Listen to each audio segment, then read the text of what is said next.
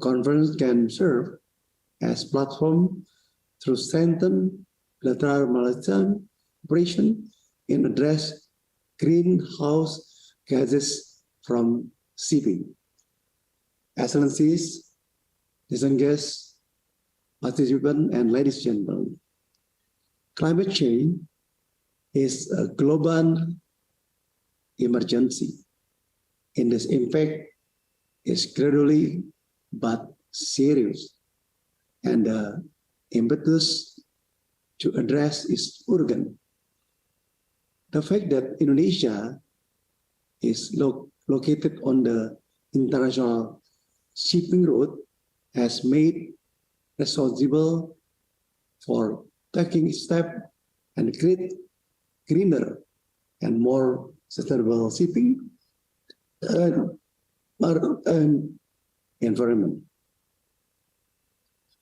Maritime Indonesia, maritime industry, essential need to play is part of preventing global warming. It's not that international shipping account for about 2 until 3% of global greenhouse gas emission. The IMO has adopted target for Indonesian shipping to reduce carbon intensity.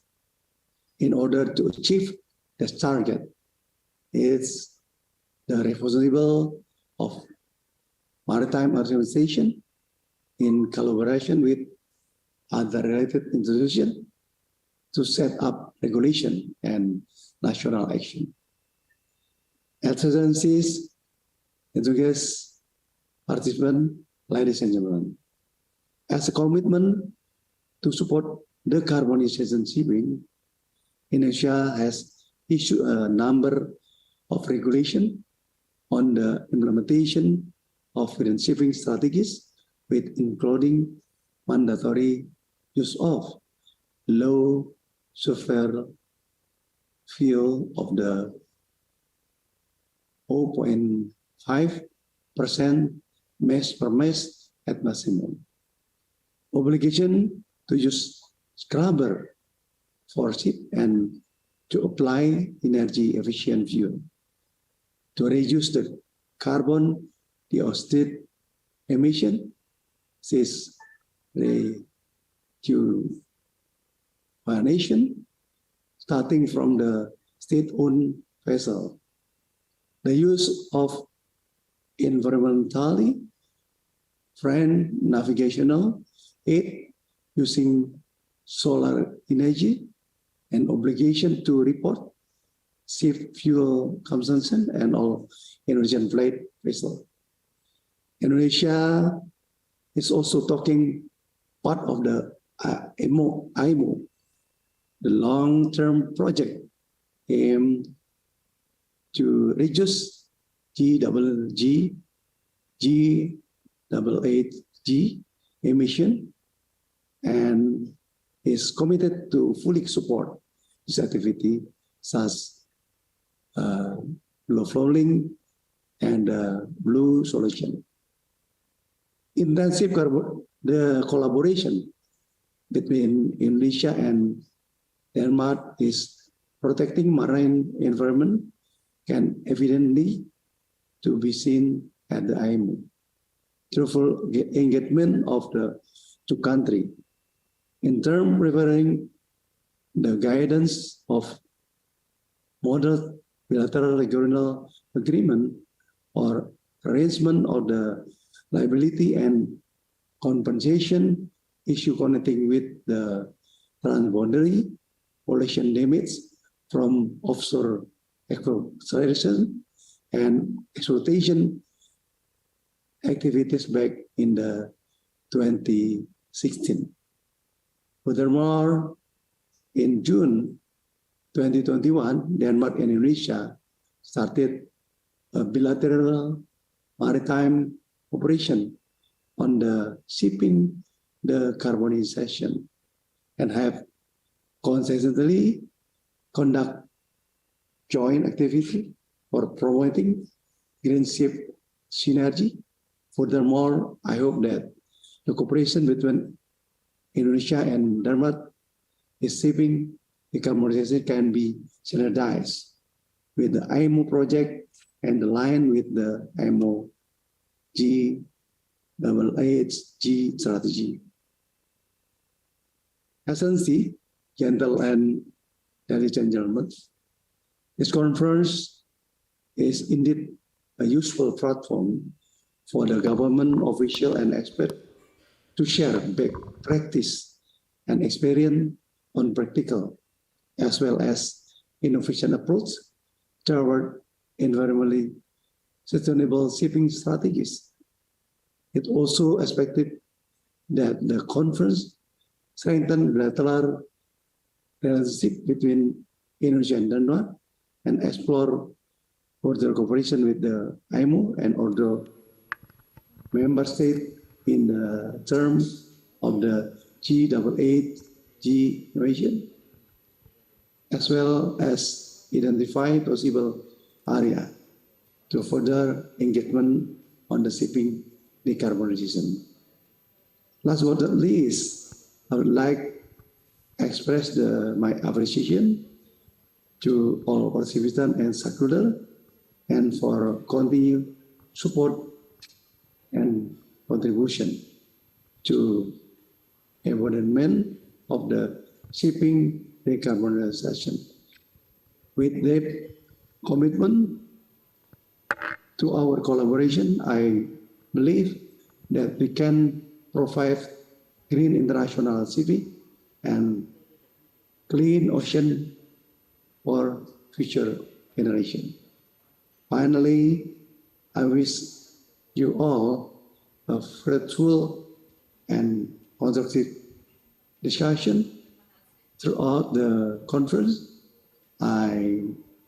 It is the sincere hope that Indonesia and Denmark would jointly establish better shipping and marine environment in the future.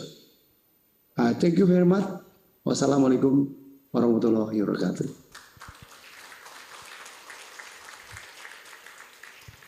Thank you very much, His Excellency Budi Karya Sumadi. Ladies and gentlemen, now we would like to invite Bapak Rahmat Kaimuddin, Deputy Minister for Infrastructure and Transportation, to deliver his remark.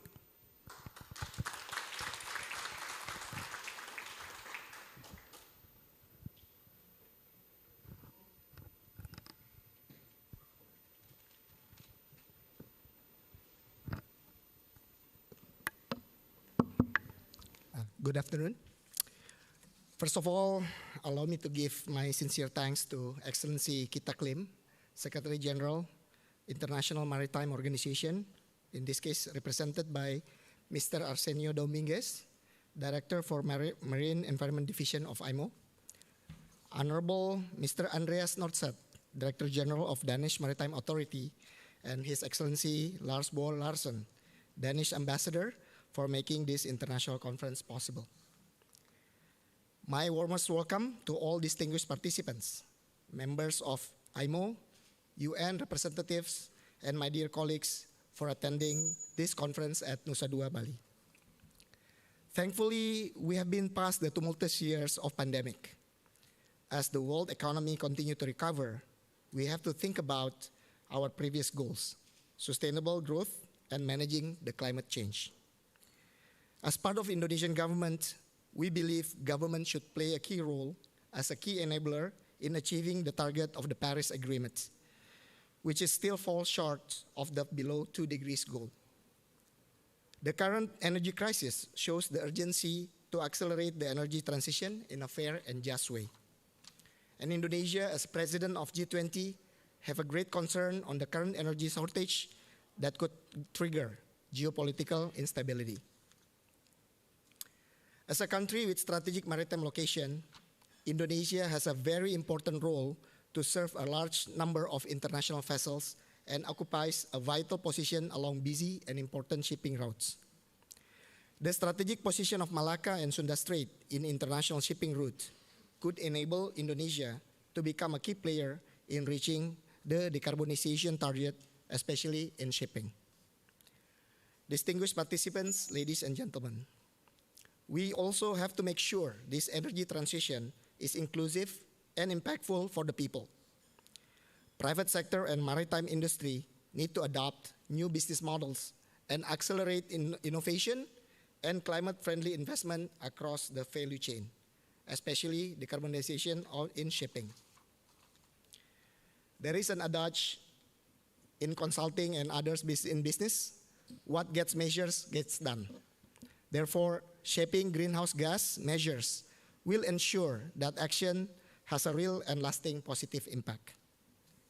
In line with that, we have to focus on 4 strategic objectives, namely standardization of sustainable business conduct, innovation in operational and digital sphere, providing incentive for all parties involved through financing projects in vessel efficiency and new fuels, and collaboration between global stakeholders.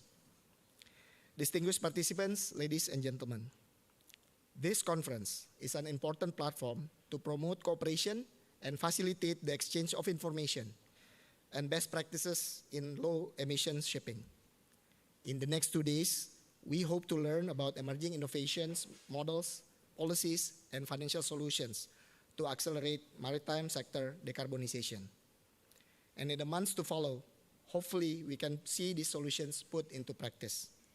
I wish you all productive discussion, and I hope you will get to spend time in Bali. In Indonesia, we call it the Islands of Gods. Thank you.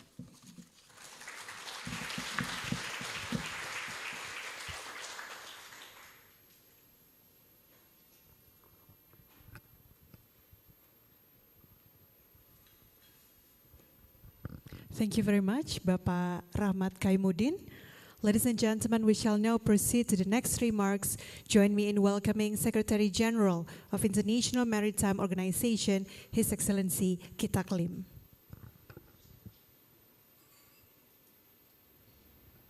Excellencies, ministers, ambassadors, distinguished guests, ladies and gentlemen. I'm very pleased to address you at this side event, which brings to global attention the progress shipping is making toward decarbonization. My appreciation goes to the government of Indonesia through the Indonesia Coordinating Ministry for Maritime Affairs and Investment, the Danish Maritime Authority, and the Royal Danish Embassy in Indonesia for their cooperation and collaboration in organizing this important event in the run-up to the G20 summit in a few weeks' time in Indonesia. The energy transition and action on climate change is one of Earth's greatest challenges.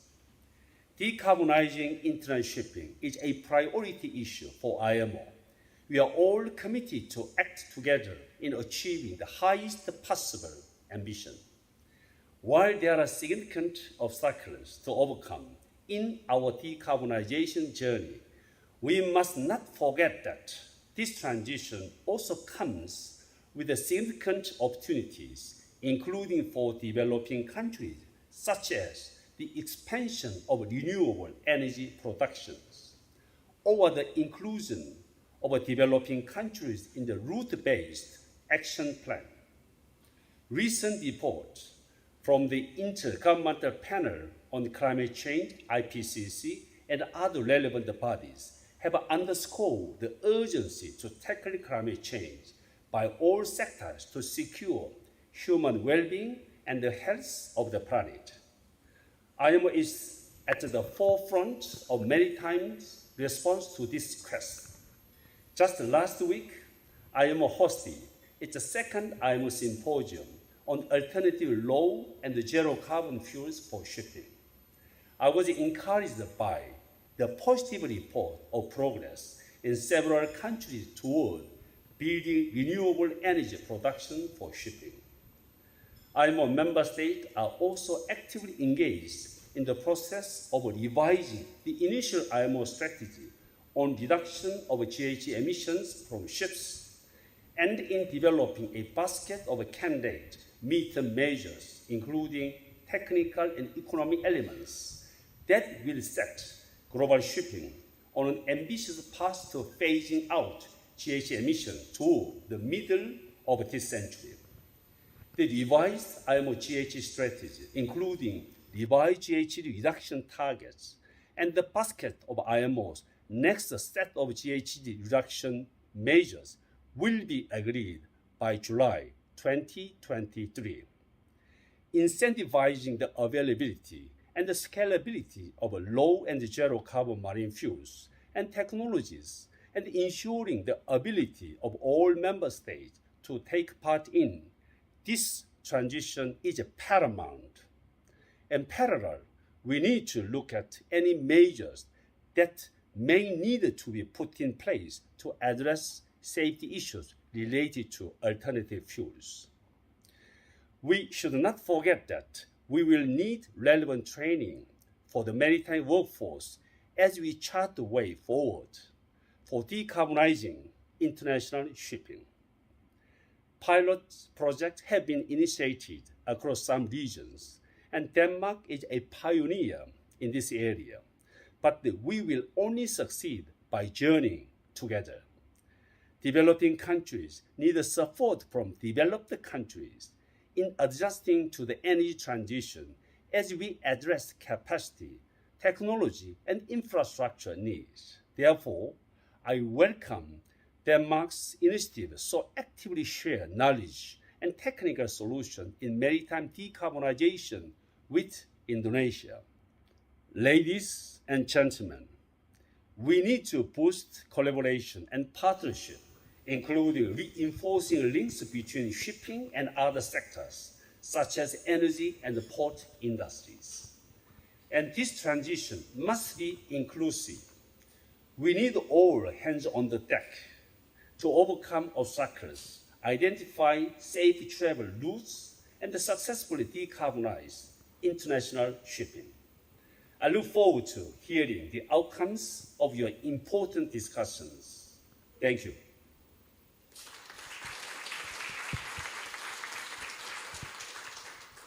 Thank you very much, His Excellency Kita Klim. Ladies and gentlemen, allow me to extend our warmest welcome to His Excellency Ambassador Lars Bo Larsen, Danish Ambassador to Indonesia. Thank you very much for joining us. Let us now proceed to the next remarks delivered by Director General, Danish Maritime Authority. May I invite Mr. Andreas Nordseth.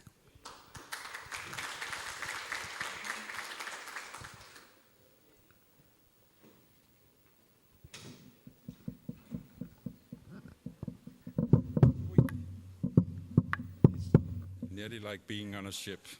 Maybe I'm too heavy after the lunch. Anyway, Your Excellencies, Ministers, Deputy Ministers, Secretary General of IMO, Director Senor Domingos from IMO, distinguished delegates, ladies and gentlemen. It is indeed a great pleasure to be part of this event and finally be able to meet everybody in person. It's a great pleasure to be back in Indonesia, and in particular here in Bali, the island of paradise. I think it's fair to say that we are coming together here at a historical point in time. We are facing historical challenges.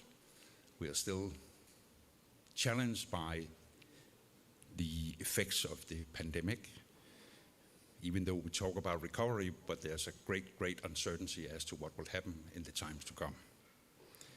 And same as we have seen for the past 6 to 9 months, we've been struck by an extreme degree of uncertainty when it comes to economy for our countries, our industry, and for the world. And then as a backdrop, there has been the greenhouse challenge. And it has been a backdrop for years now, but it's moving to the front and has come back on top of the agenda. We are faced with the demand of making a green transition for our shipping industry. We don't know the solutions yet, but we have to start the work on it. As maritime nations, Denmark and Indonesia are very different in size. We are also geographical very far apart, but we do share the same challenges, and we do share the same maritime DNA. Both our nations have strong maritime traditions, and we are very much dependent on efficient and effective and safe maritime transport and activities. So this is also why we, from our side, are looking very much forward to continue to further strengthen our maritime cooperation and promote the exchange of knowledge and best practices in, for example, greening of shipping, sustainable and healthy ocean governance, and last but not least, training of seafarers for the future. In concluding, I would like to thank the Indonesian government and all our colleagues in the Indonesian administration. Also a big thank you to IMO for supporting and making this event possible. And I would also like to thank all the private companies that are here today and also making your exhibitions with your fantastic products outside. I wish everyone a fruitful event, and I look very much forward to our discussions the next 2 days here in Bali. Thank you so much.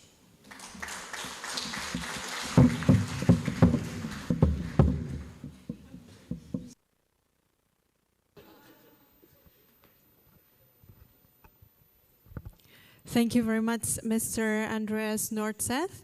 Ladies and gentlemen, we shall now proceed to exchange of token of appreciation and group photo. Now we're preparing for the exchange of token of appreciation, and for this occasion, we would like to invite Bapak Rahmat Kaimuddin, Mr. Andreas Nordseth, and also Ambassador Lars Bolarsen to join us for exchange of token of appreciation.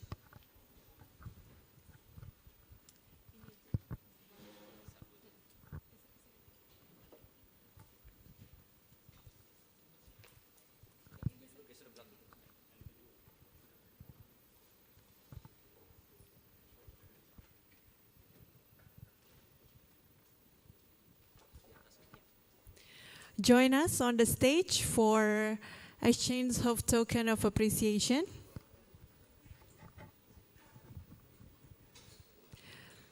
The first one for exchange of token of appreciation, presenting token from Bapak Rahmat Kaimuddin to Mr. Andreas Nordseth.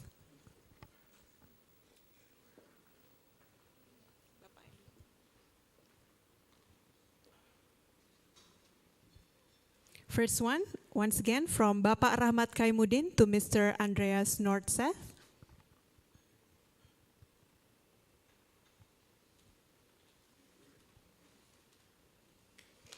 Followed by from Bapak Rahmat Kaimuddin to Ambassador Lars Bolarsen.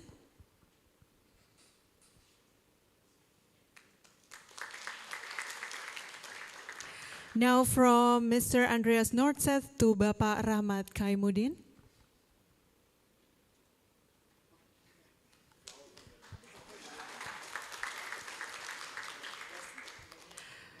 From Ambassador Lars Bolarsen to Bapak Rahmat Kaimuddin.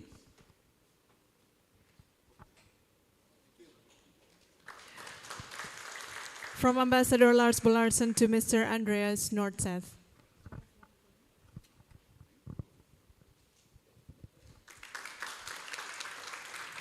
Thank you very much. We will continue with group photo.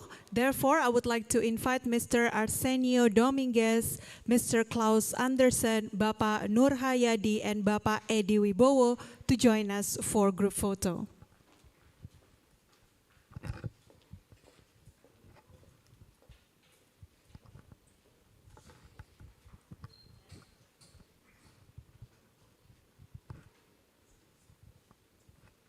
All right, photographers are ready.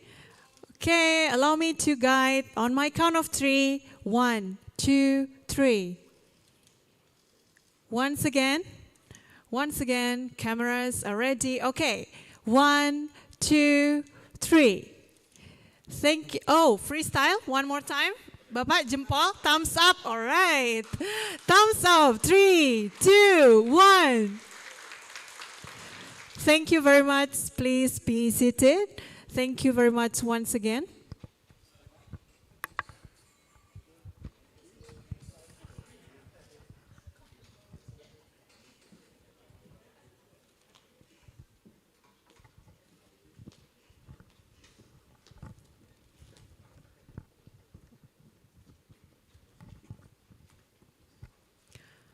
Excellencies, honorable invitees, honorable speakers, moderator, and participants, those who are joining us in person here, and also those who are joining us virtually. After presenting token of appreciation and group photo just now, we will continue with high-level plenary meeting on how can shipping become part of the global energy transition. This high-level plenary meeting will allow us to see the international angle of this topic. We have an incredible list of speakers for this session, followed by Q&A session.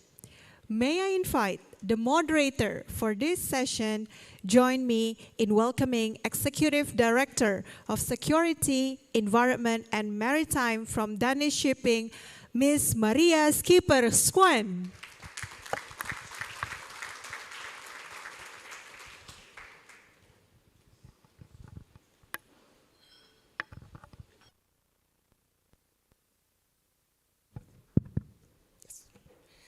Thank you very much, Ms. Mia. Your Excellencies, ambassadors, distinguished colleagues, thank you very much for trusting me with moderating this high-level plenary debate. Before I would give you a little bit of an introduction to the overall topic, I would like to invite the distinguished panelists to join me here. First of all, I would like to invite Mr. Eddie Wibowo to the stage. Mr. Wibowo is Director for Bioenergy from the Ministry of Energy and Mineral Resources of Indonesia. Mr. Wibowo, would you please come to the stage?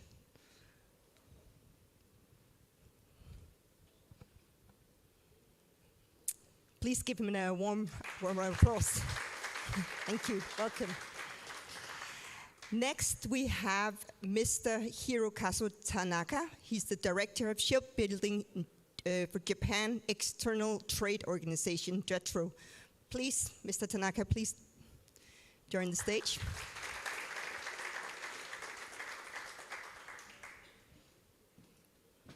You're welcome to sit here. And then we have Mr. Arsenio Dominguez, Director of the Marine Environment from IMO. Please join the stage. Give him a warm hand of applause. Yes, you can, yeah. Yep. And then, last but not least, Mr. Andreas Norseth, Director General of the Danish Maritime Authority. Welcome to the stage.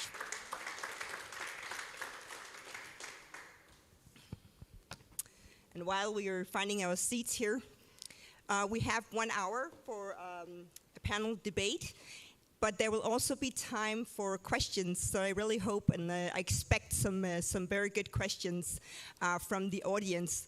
Just one little rule, if you would please state your name and affiliation when you pose a question. So, this session on how can shipping become part of the global energy transition. I'm very glad that we're saying how and not if. I represent Danish Shipping. Danish Shipping is the organization that represents all Danish shipping companies. You probably say, oh yeah, Maersk, everybody knows Maersk, but we also have other companies that are just active in the liner business. As a matter of fact, we represent all segments within the shipping industry, apart from cruise vessels. So everything, and as a matter of fact, our fastest growing segment right now is within the energy, the wind offshore sector. So, Danish Shipping, we have quite a clear target an ambition for 2050 that is to be climate neutral without offsetting by 2050. And by 2030, we should have 5% of the fleet running on alternative fuels. So, as we all know, that the climate change requires urgent actions in all sectors of the economy. I don't know if any of you saw Mr. Guterres this morning. He was really out urging that if we don't act now, and this was with a clear reference to the COP meeting in Egypt just next month, if we don't act now, then we will be doomed, end of quote. So shipping, of course, has to play its part as well. Even though we're only responsible for 2.9% of the world's emission, we carry around 80% of all goods. So we like to say that we are the backbone or the lifeblood of the world economy, but that does not take the responsibility off our shoulders to reduce our emissions. And that's even though shipping is the most energy efficient mode of transport by far, if you compare it to road, to the air, or to the trains. So, as a server of global trade, if we continue as business as usual, well, the emissions that are today 2.9%, well, they will be counting up to 50% by 2050 if we just continue doing nothing. As also stated earlier, emissions from international shipping are not included in the Paris Agreement, but as shipping is a large global emitter, the sector must contribute towards reaching the temperature goals of the Paris Agreement.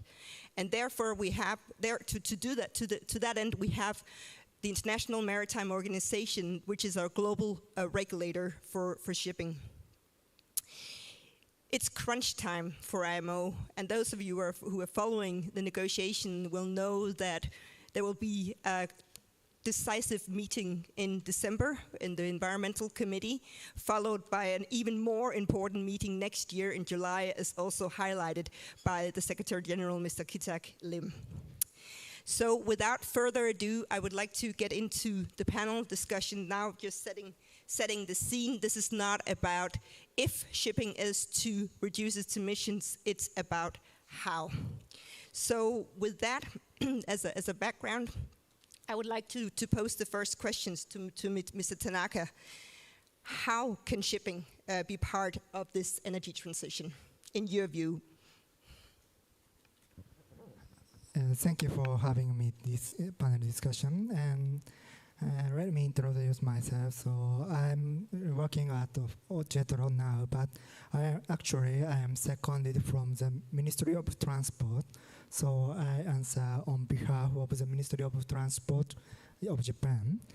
And so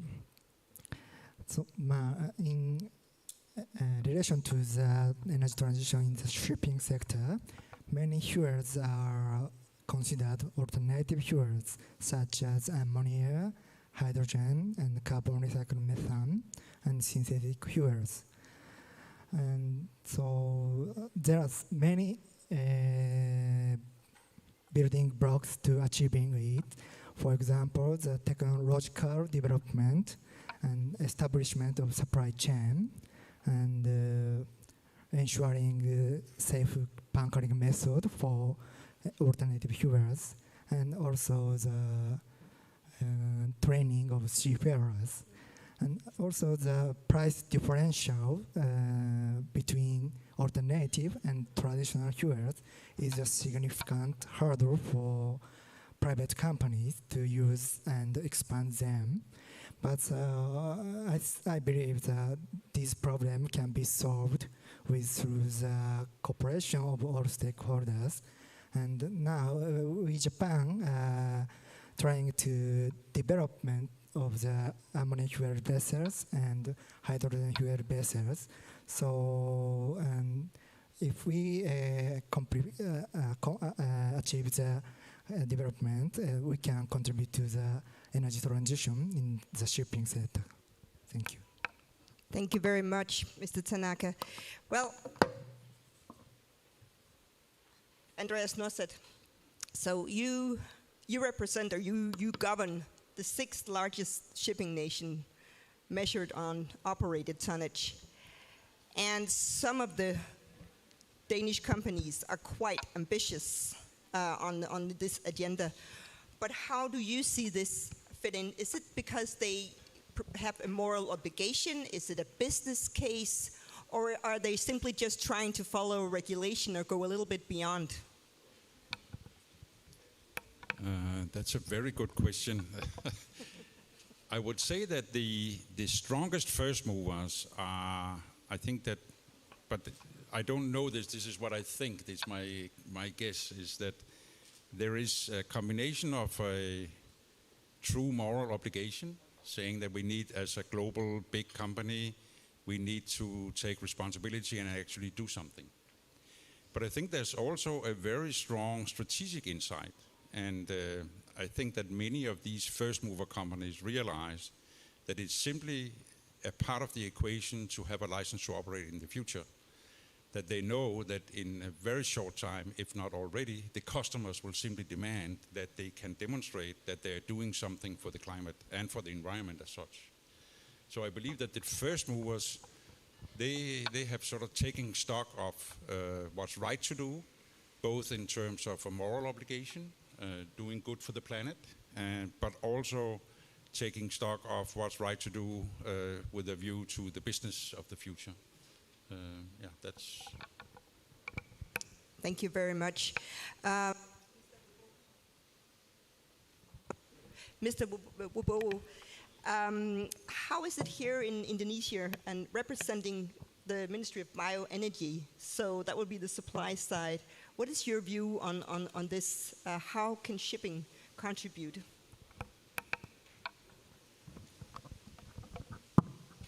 Okay, thank you. About the biofuel, and I think that, yeah,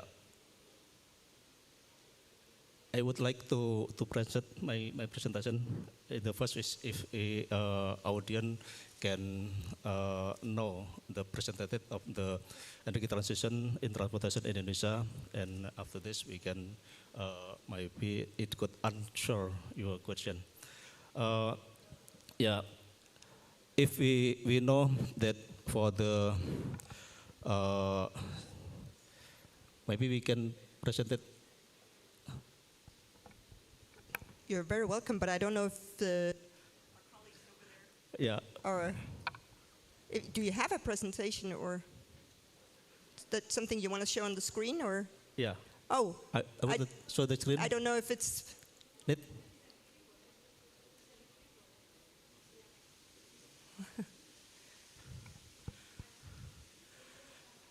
Yeah, for our program, development and implementation to achieve the net zero emission, I think, of course, it will based on the prediction of the global supply and of low emission fuel by sector, and also global biofuel production by type and also technology in the future. And for the shipping industry predicted, they utilize the low emission fuel globally in the future, especially for the liquid fuel. And we also see there is a very high opportunity to the advanced biofuel will be a part of it. And thus our government has high confidence and support its development of our biofuel program, also for the green fuel, green gasoline, and another. And for shipping, I think for green diesel is very important for in the future. Thank you very much. And okay, there is a presentation. Okay, yes. So please continue.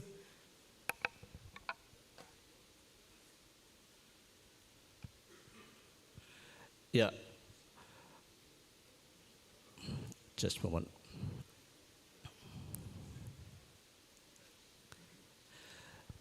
Yeah, first we would like to extend apology from our Director General, Mr. Dadan Kudiana, who do the other assignment, cannot attend today, even to the that is present is represented by us. He also expressed his gratitude and appreciation to coordinating Ministry of for Maritime Affairs Investment with their collaboration and cooperation with Embassy of Denmark of Indonesia, Danish Maritime Authority, and IMO, which helped to facilitate today's event to discuss their decarbonization on shipping industry in Indonesia. Through this event, we hope to get more insight in order to build future supporting program and regulation to achieve our goal. So I am looking forward to the fruitful exchange of idea, information, and so sharing and experience. And as we know that energy transition next remain one of the priority issue in Indonesia. Indonesia 2022 G20 presidency climate condition that seek to achieve the 1.5 degree target are almost unattainable and require more global effort. Our past energy transition working group in September has released the Bali Compact document, which point out the need of securing energy accessibility, advancing smart and clean energy technology, and advancing energy financing will help the strengthening global clean energy system and of fair transition. And our goal in energy transition also to make sure that the implementation of renewable energy is the effort to ensure the availability of energy that takes into account environmental protection and sustainable affordable price in the long time. Next, our national energy policy set the energy mix by prioritizing new and renewable energy resources. The policy targeted that the new and renewable energy resources should contribute about 23% of the total primary national energy mix by 2025, and in 2021, the share of the renewable energy reached 12.2% of the all energy mix. Our strategy to achieve the target 23% by 2025 include construction of the grid renewable energy power plant, implementation of rooftop solar convert diesel to renewable power plant, mandatory biofuel such as biodiesel, bioethanol, green diesel, green gasoline, and bioabtur, and also biojet fuel, also biomass co-firing at coal power plant, provision of the modern energy access with renewable energy for household and industry, also geothermal exploration by the government, and off-grid renewable energy implementation and deregulation. In support to those, we also have supporting programs such as coal power plant retirement, improvement of the electricity infrastructure, electrification of vehicle and household appliances, carbon tax and carbon trading, and also in improving regulation for accelerating the implementation of renewable energy.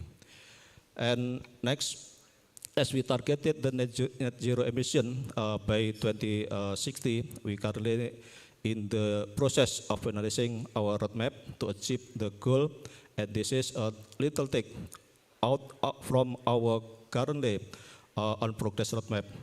The energy transition roadmap toward carbon neutral in the timeline of strategic action to achieve net zero emission in the energy sector. This roadmap moves in 5 to 10 years period from 2021 to 2060 in several segmentation. In 2030, we hope to achieve reduction of 328 million CO2 equivalent. Then we move to 2040 with the reduction of 629 million CO2 equivalent, and later at 2060 we achieve 1,798 million ton CO2 equivalent. And next, we all know that the transportation sector is as important as energy sector in terms of the decarbonization effort. Until now, the Indonesia government has made effort to increase the use of renewable energy in the transportation sector, one of which is the mandatory biofuel utilization program, which has now reached the use of biodiesel with the mix of 30%, and we know as the B30. As the development, currently we have been in the stage of the road testing for B40 implementation. Transportation sector policy step begin with the stop importing fossil fuel other than after in 2030. Second step, biofuel utilization that projected at 40%, which then future penetration of electric vehicle. We also aim to implement the hydrogen for the truck as the next step, because it is environmental friendly, and later using low carbon fuel for shipping in 2036 with a mix of ammonia, hydrogen, also and biofuel. And next, our program development and implementation to achieve the net zero emission, of course, it will be based on a prediction of the global supply of low emission fuel by sector and global fuel production by type and technology in the future. The shipping industry predicted to utilize the low emission fuel globally in the future, especially for the liquid biofuel. And we also see there is a very high opportunity for the advanced biofuel will be a part of this. Thus, our government has high confidence and support its development of our biofuel program. Next. Based on the potential use of renewable energy technology for shipping industry here, we see the first generation biofuel already can be implemented as the technology already proven. Although the next generation of biofuel still in the design or concept, but it is read as highly potential to be developed and utilized in the future. So we can assume together, if we all committed to this, we can make sure for future of the next generation of the shipping industry development, as well as the next generation of biofuel development, can be collaborated to achieve the goal of the decarbonization. And next, for Indonesia, biofuel implementation is part of our national strategic program, which utilize to strengthen our national energy resiliency and energy security for the long term, with 2025 pushing to reach the target of 23% of new renewable energy in our national energy mix. Biofuel through biodiesel B30 currently contribute about 36% of achievement of renewable energy, reach 12.2% of the total mix in 2021. We believe that biodiesel and other biofuel utilization will continue to increase and be dominant with the implementation in the following year. Next, as for shipping decarbonization development in Indonesia, as state of concept of roadmap energy transition to achieve net zero emission will start with low carbon fuel in 2036 with a mix of ammonia, hydrogen, and also biofuel, in which the mixing expected the maintains at the level of 40% after obtaining the result of testing, and the suitability of the use of biofuel for ship. To ensure successful implementation energy transition of low carbon for shipping and other transportation sector need to consider feasibility and compatibility testing on ship engine, calculation and of the availability of low carbon raw material for cover area in Indonesia, development and utilization of domestic component, also technical readiness related to fit condition, record investment and maintenance. Thank you. Thank you very much, Mr. Wibowo, for this very insightful introduction into Indonesia's overall energy plans, and then with a specific focus on shipping. Thank you very much. Mr. Domingos, I guess you're not surprised that I'm now coming to you. Well, should we be, I think Mr. Kitaklim was very optimistic. Do you share his optimism regarding the upcoming meetings at IMO? I believe, I mean, we've said this before, all eyes are on IMO right now. They were in 2018 when the initial GHG strategy was adopted, but I think even more eyes are now on IMO in December and July next year. But should we be as optimistic as the SECJAN? Yes, I don't see the reason why not. And first, thank you to the Indonesian government for the hospitality and to Denmark as well, both for joining us on this event. I really don't see the reason why we cannot be optimistic. It's been crunch time at IMO several times. We did it early in 2011 when we adopted the EEDI. We started discussions back then on economic measures. It wasn't the appropriate time, and we we paused those conversations, which are now back on the table. After the Paris Agreement, we were the first UN agency that, crunch time again, we adopted the initial strategy. We made not voluntary contributions, but mandatory improvements in the shipping sector.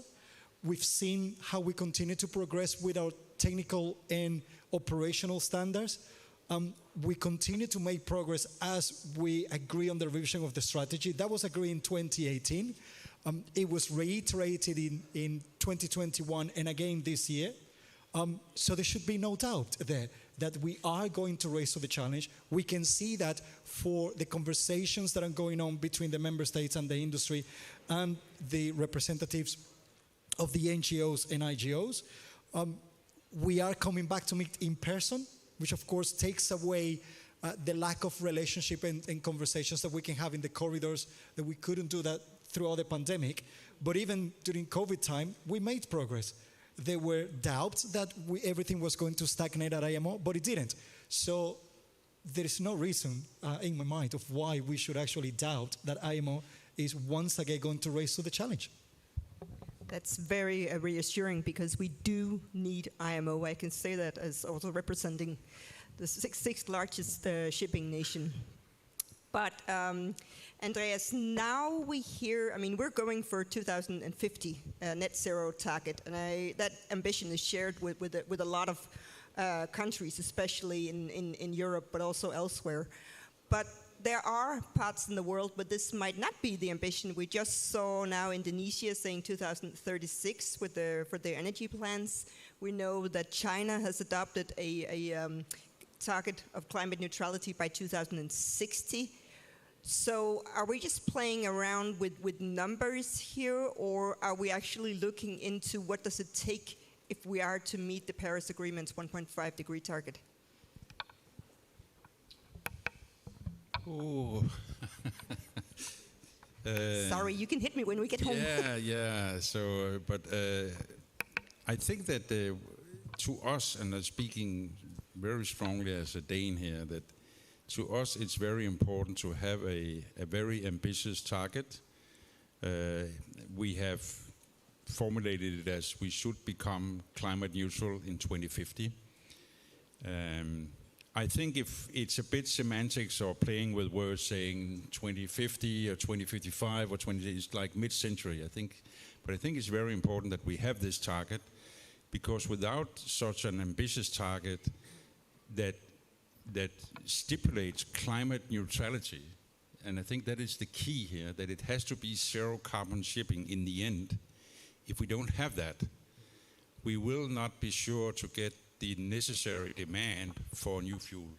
Because if we say 70% or 80%, we can play, and which we still need to, but it will be very much a discussion about energy efficiency instead of an energy transition.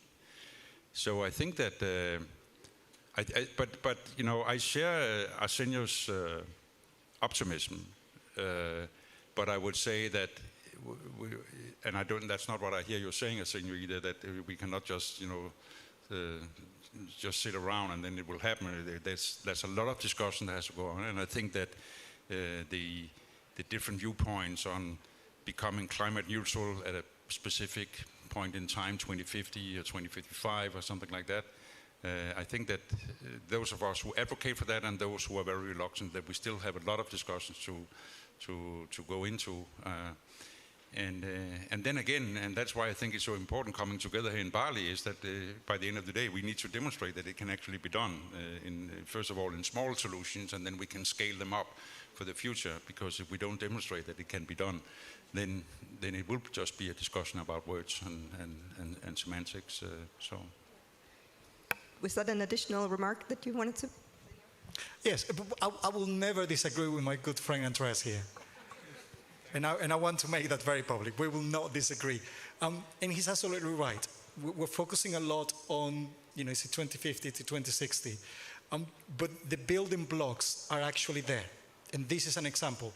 Indonesia, the minister just showed us the information of how they can get to decarbonization towards, starting more in 2036, and between 2050 2060, you mentioned another example, and then you have Denmark that is focusing on 2050. What we're working in the organization is how we bring all that together.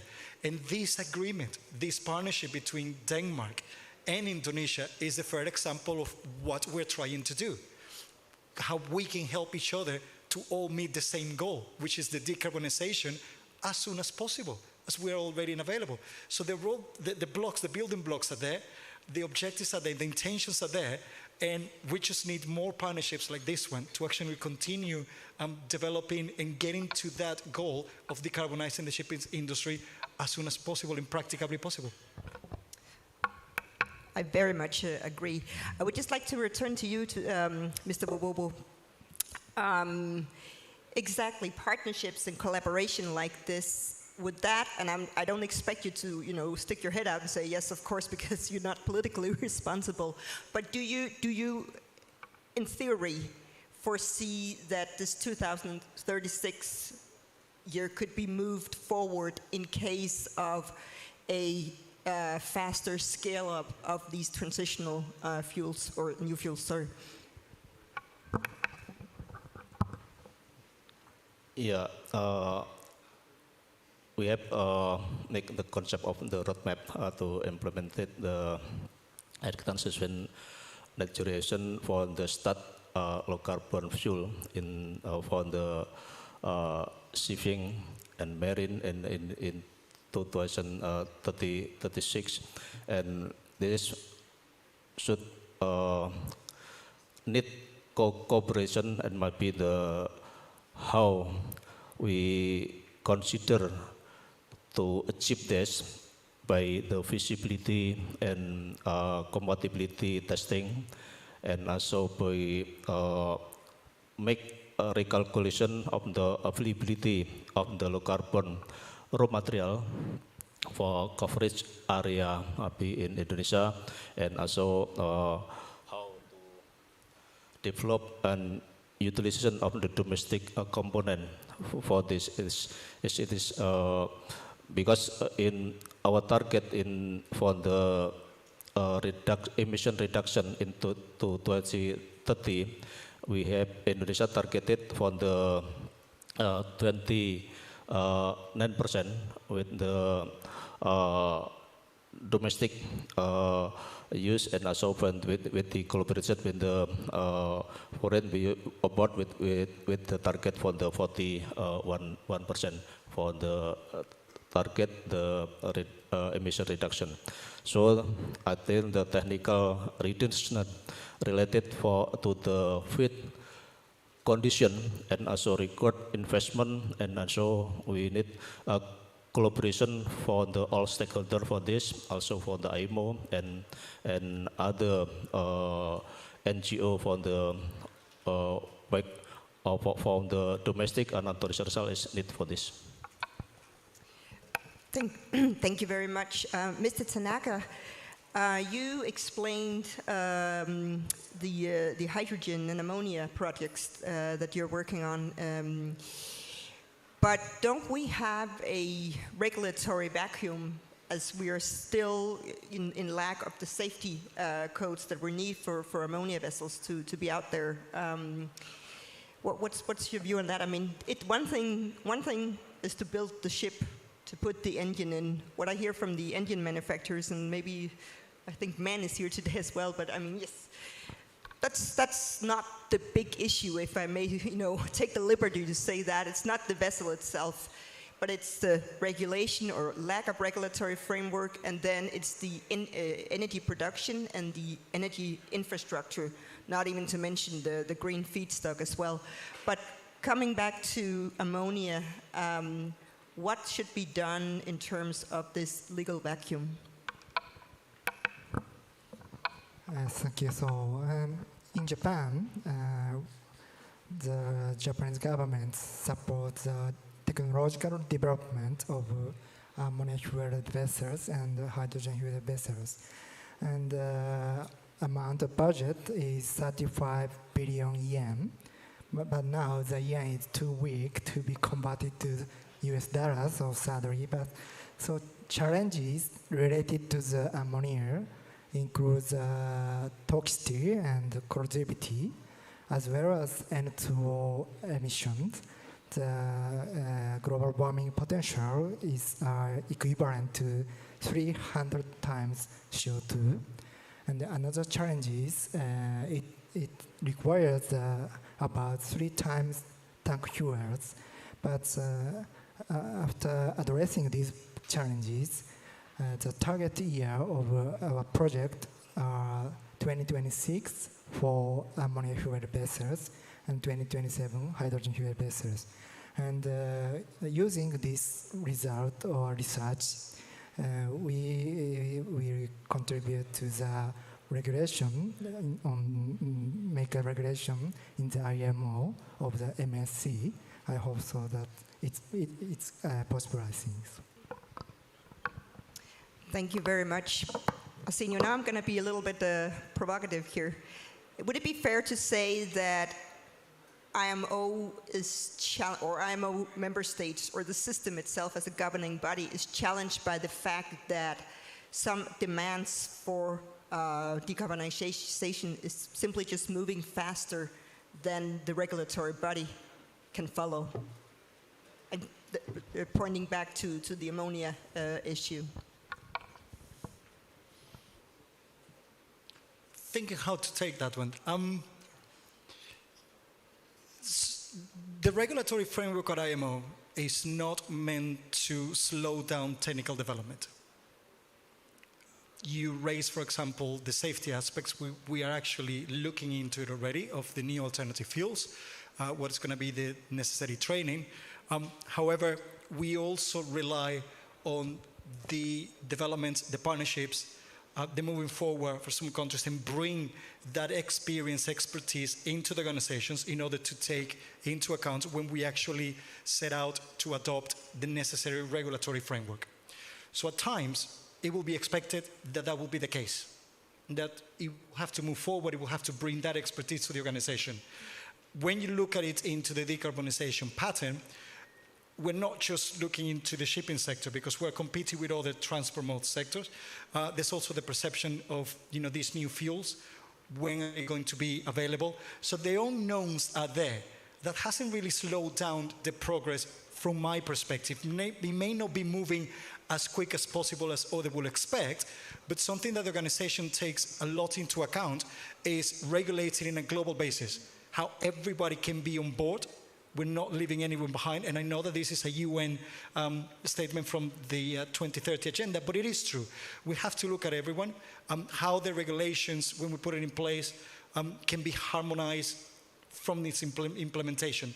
So we still have the need for the experience and the expertise to be brought to the organization to allow the necessary regulations.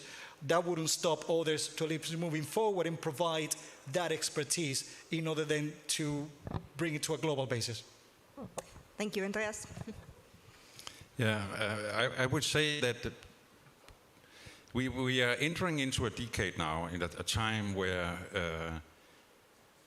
technology will develop much faster than regulation, global regulation can cope with. There's no doubt about that. And if you look at shipping's developing story, where you have technology vis-a-vis regulation, then regulation has driven the technological development. But now, and on the greenhouse gas agenda, it's the other way around. And I fully appreciate and I totally agree with what Arsenio said, that in IMO, per definition, global regulation has to follow and adhere to the UN principles. We need to get everybody on board. And we should remember that one of the huge strengths of having regulation in IMO is that it's global. When we decide something and adopt something, then everybody has to comply with it. And of course, it takes time. You cannot do that in 3 months. It does take time. And that leaves then the first mover nations with a problem. We've already faced that in Denmark. We have the methanol ships that Maersk is ordering. It's getting delivered next year. We needed to find a solution. But we do have actually a framework within IMO that was adopted in 2013, a circular that allows for, I think it's called alternative design, so that it opens the door to innovation. And we just had a discussion also with Arsenio and other good people in Copenhagen, where we discussed on how can we cope with this.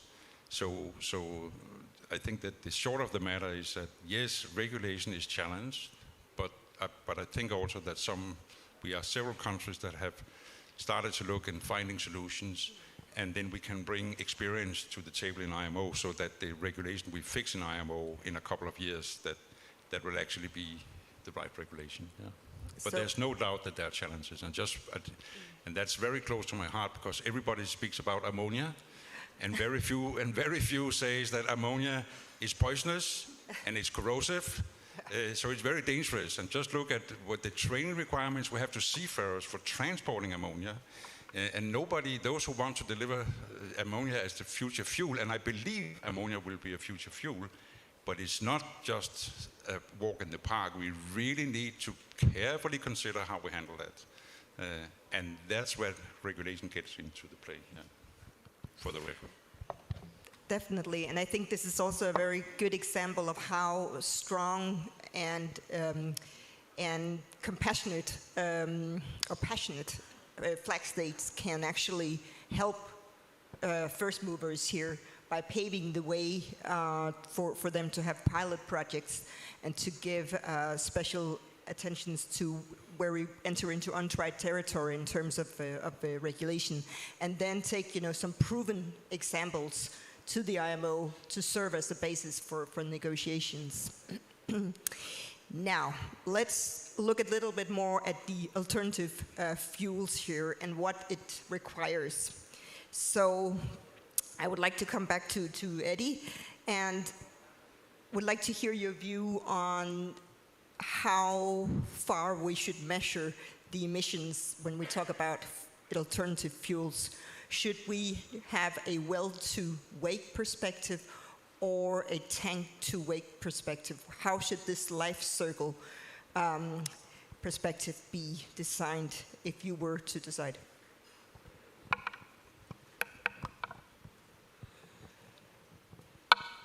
Yeah,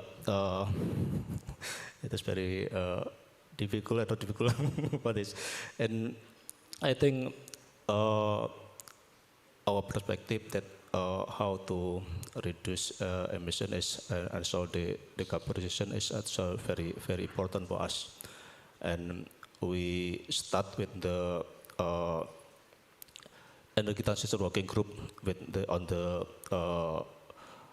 ministry phase that we have the Bali Compact document in which the need to securing energy stability and so advancing smart and clean energy technology. And we also at the present improving the regulation, how to accelerating the implementation of the renewable energy. We cooperate with the legislative also to stipulate the law and also regulation, how we can accelerating of the implementation of renewable energy, because we don't have in the law regulation for all this, and we have the presidential regulation for the electrical and maybe for the shipping is our challenge to support and with the collaboration and cooperation with our stakeholder for this. But do you see any synergies between decarbonization of the international global maritime sector and then the Indonesian large domestic fleet? Do you see any synergy effects there? Yeah, I think that we have cooperation with the other countries to develop about the biofuel and also the synergy with the Indonesia with some countries, maybe with also with the international organization, how to speed up the decarbonization and also how to reduce emission to achieve the net zero emission in Indonesia. We targeted in the 2060 with collaboration with the other countries, with the Europe and also US and Asia and other countries. We also with some international organization.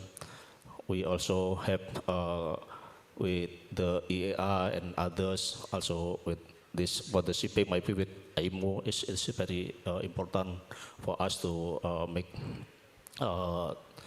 to realization for the how we achieve the decarbonization for this. Thank you very much, Hirokazu. Again, coming back to the projects that you described, could that in any way be part of a collaboration with other countries? And here I'm referring to the concept of a green corridor, basically saying that here you can apply either ammonia or hydrogen vessels, because those are the ones you mentioned. Is that part of the project plan as well to widen the perspective from Japan's side? Yes, so we are currently considering the green shipping corridor, but so it is under consideration. But so greening the shipping sector includes huge costs, such as cost of new energy and the development of ships and the training seafarers. And I think that these costs require the understanding and cooperation of players outside shipping sector, namely shippers, including consumers. So I hope that it would be good if a scheme to promote the understanding and the cooperation of consumers is very hopeful to provide the supply chain or provide the net zero ships. And so as a country, so Japan is, as you know, Japan is a small island, so we have to import fuels or food from all other countries. So, and as a country is shippers, so we can collaborate the shippers and we are consignees, so to make the route for green shipping route, I think. Thank you very much. And I think before we run out of time, I would like to open the floor for questions from the audience. I'm sure you have a burning question.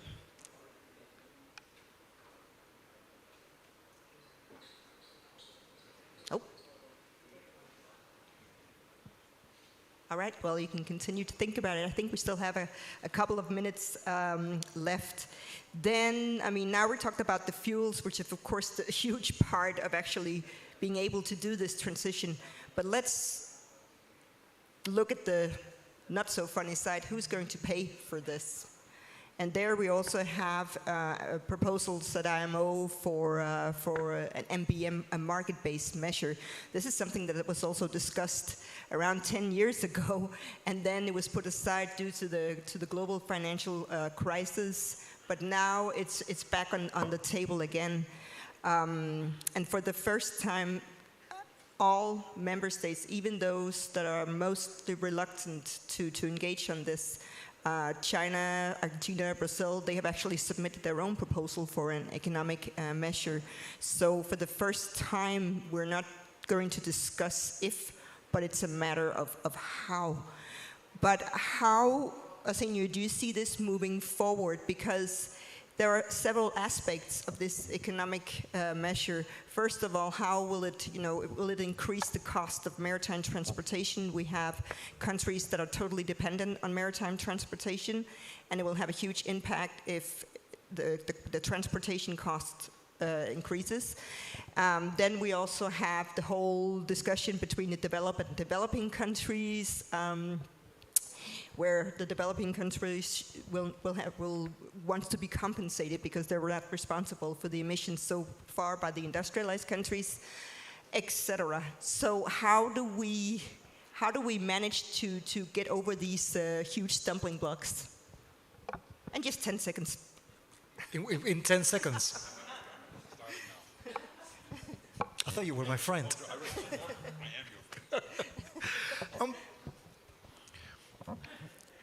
I prefer to look into the positives of where we are in the conversations right now. There's several unknowns, issues that we have to resolve, but the fact is that it has been agreed that we will move forward with the development of mid-term measures, and that includes the economic measures.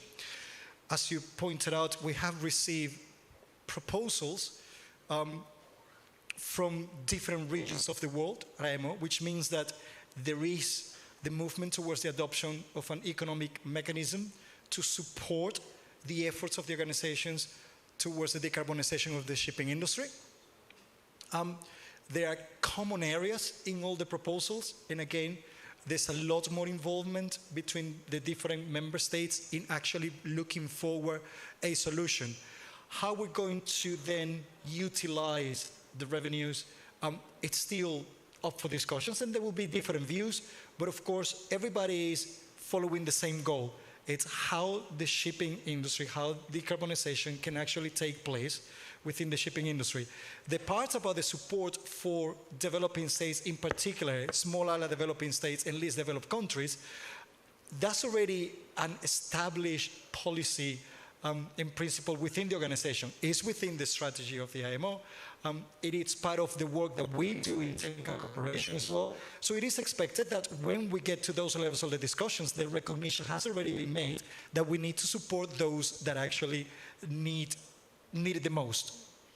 And it's through the economic mechanisms, it's through the partnerships, it's through the support of the organization, it's through the bilateral and multilateral agreements. Again, sorry for repeating it, but it's one of the reasons why we're here. Countries like Denmark and sorry, it went quiet when I said Denmark. I need to repeat that. And so the process is there. There's still some room for negotiations, and that's where we are right now.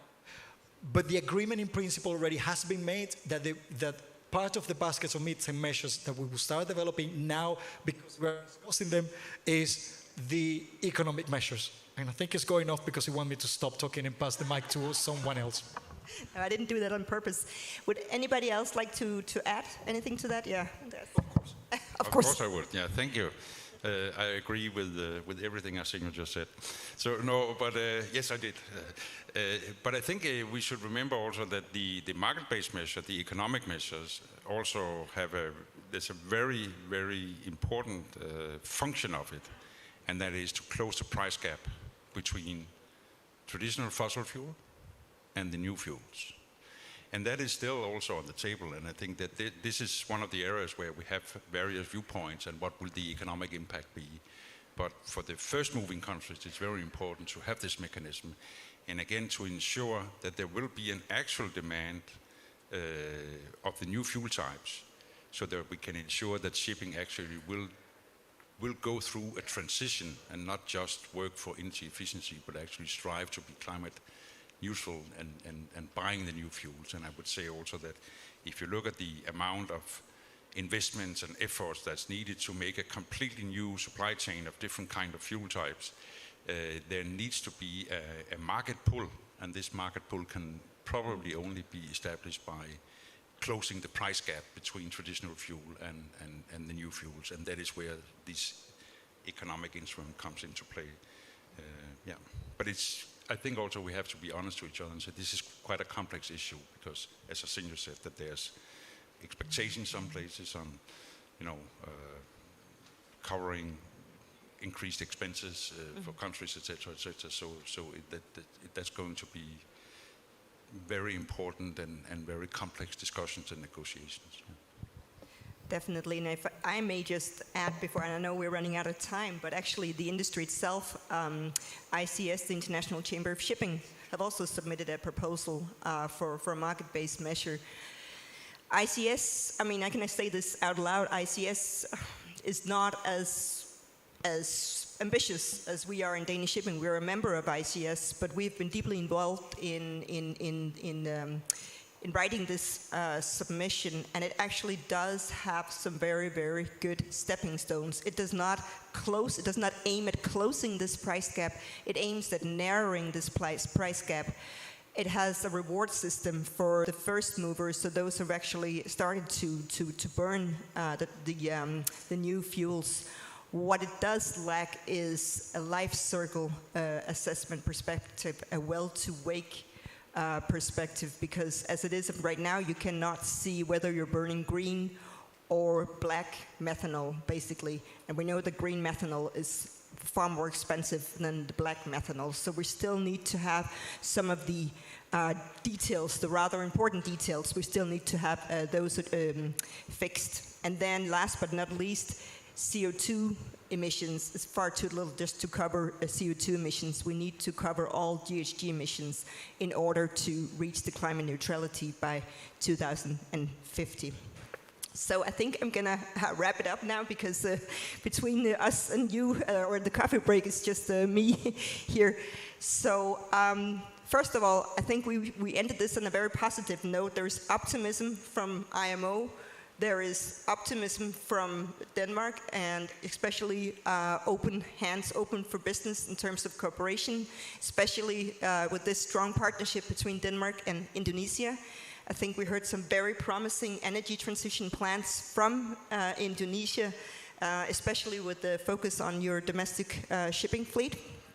And then last but not least, one of the most important shipping nations and shipbuilding nations in the world, Japan, definitely also in the driver's seat when it comes to applying the vessels that we need for the future. So with that said, I would like to thank you all for your good interventions, and sorry about my rude questions.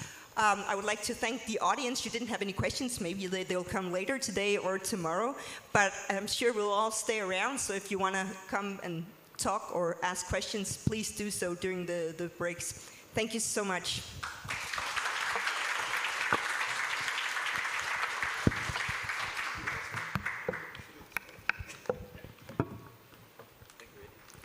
Thank you very much for a very insightful, high-level plenary meeting. To all outstanding speakers and our moderator as well.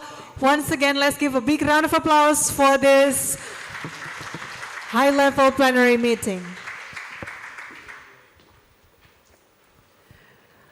Thank you very much. Ladies and gentlemen, we will now have a short break for 10 minutes. We have prepared the refreshment here inside this meeting room.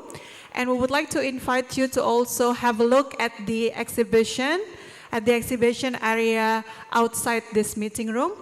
And please be informed that we would like to invite all participants to sign up for the breakout session tomorrow at the registration desk. We have 4 breakout sessions tomorrow. The first one is sustainable fuel. The second one is short sea segment and connectivity. The third one is green ports. And the fourth one is policy. Please sign up for the breakout session tomorrow.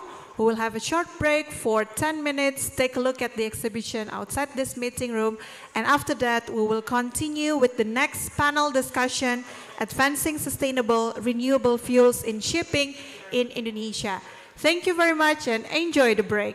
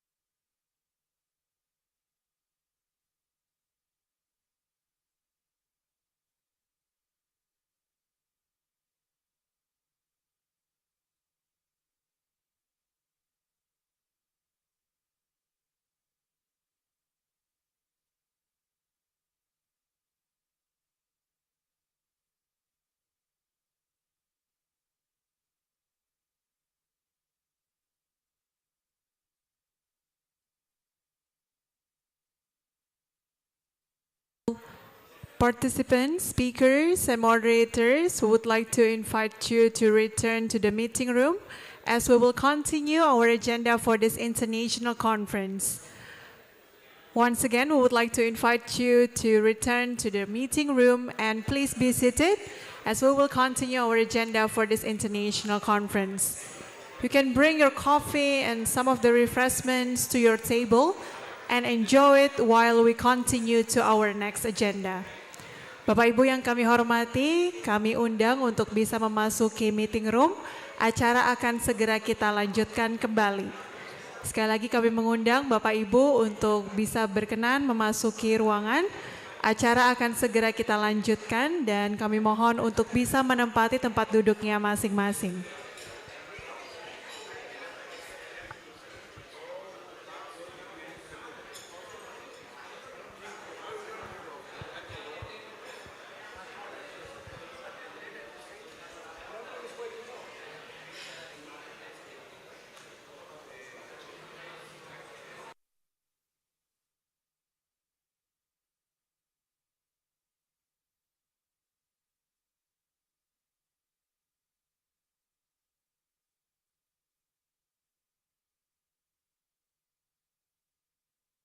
Bapak Ibu sekali lagi untuk bisa memasuki meeting room, acara akan segera dimulai. Untuk kopi dan juga snack yang sudah disediakan, kami persilakan Bapak Ibu bisa membawa ke meja masing-masing dan kami mohon kerjasamanya untuk segera menempati tempat duduk masing-masing. Ladies and gentlemen, we would like to invite you to enter the meeting room and please be seated. You can bring the coffee and refreshment to your table while we continue with our next panel discussion. Bagi Bapak Ibu yang masih berada di luar, kami undang untuk bisa memasuki meeting room. Untuk kopi, teh, dan juga refreshment yang sudah disediakan, kami persilakan untuk bisa dibawa ke meja masing-masing sambil kita akan melanjutkan ke sesi berikutnya. Sekali lagi, Bapak Ibu kami undang untuk bisa menempati tempat duduk masing-masing. Kami persilakan membawa kopi, teh, dan juga refreshment yang tersedia ke meja Bapak Ibu masing-masing. Terima kasih.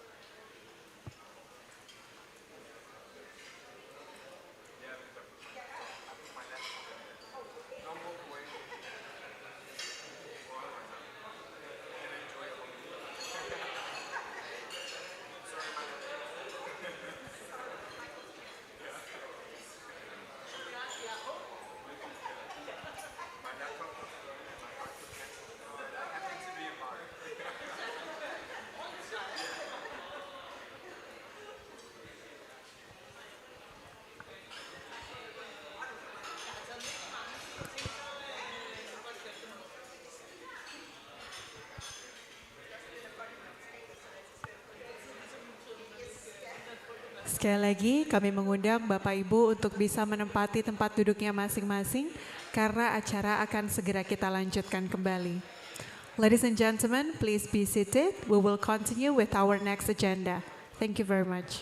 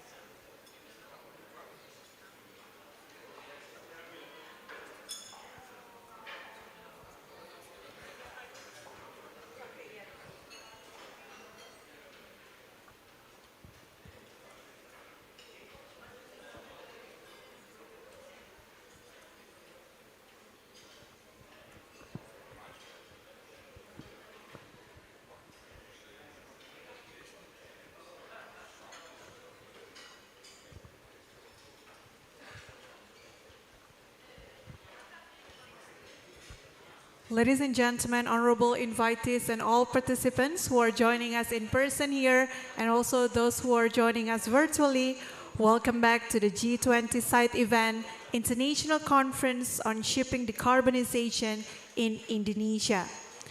So after hearing the international perspectives at the beginning of this event, now it is time to take a closer look on the transition to a clean energy shipping sector, which requires a significant shift from fossil fuel power transport to renewable energy technologies starting today.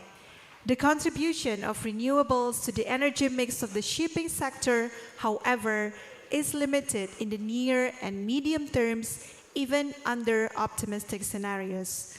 The development of renewable energy solutions for shipping has been hampered by oversupply of fossil fuel power shipping in recent years and the related depressed investment market.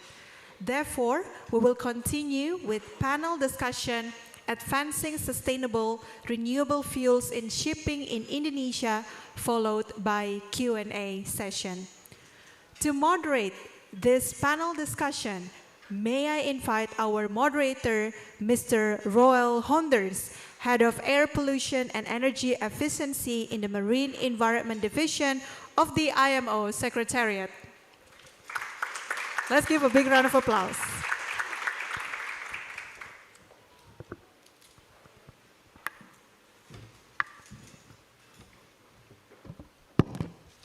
Good afternoon, everyone, and I hope you enjoyed the coffee.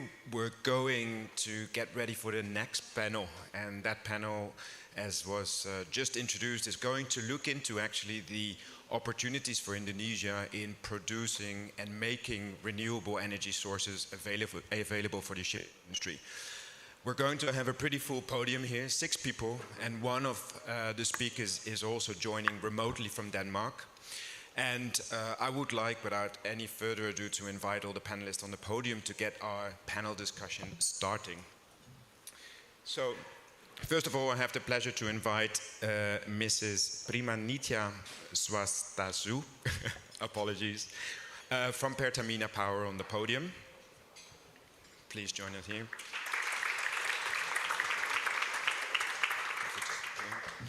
Secondly, Mr. Mathieu Guise, President Director of PT-HDF Energy Asia. Please join us on the podium.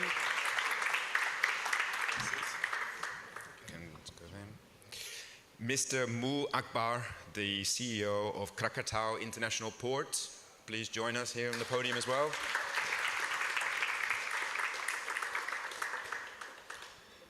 Fourth, Mr. Guts Kassing, the Country Manager of MAN Energy Solutions Indonesia.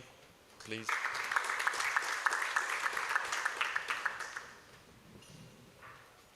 Mr. Dodi Firdaus, the Country Manager of Haldor Topsoe.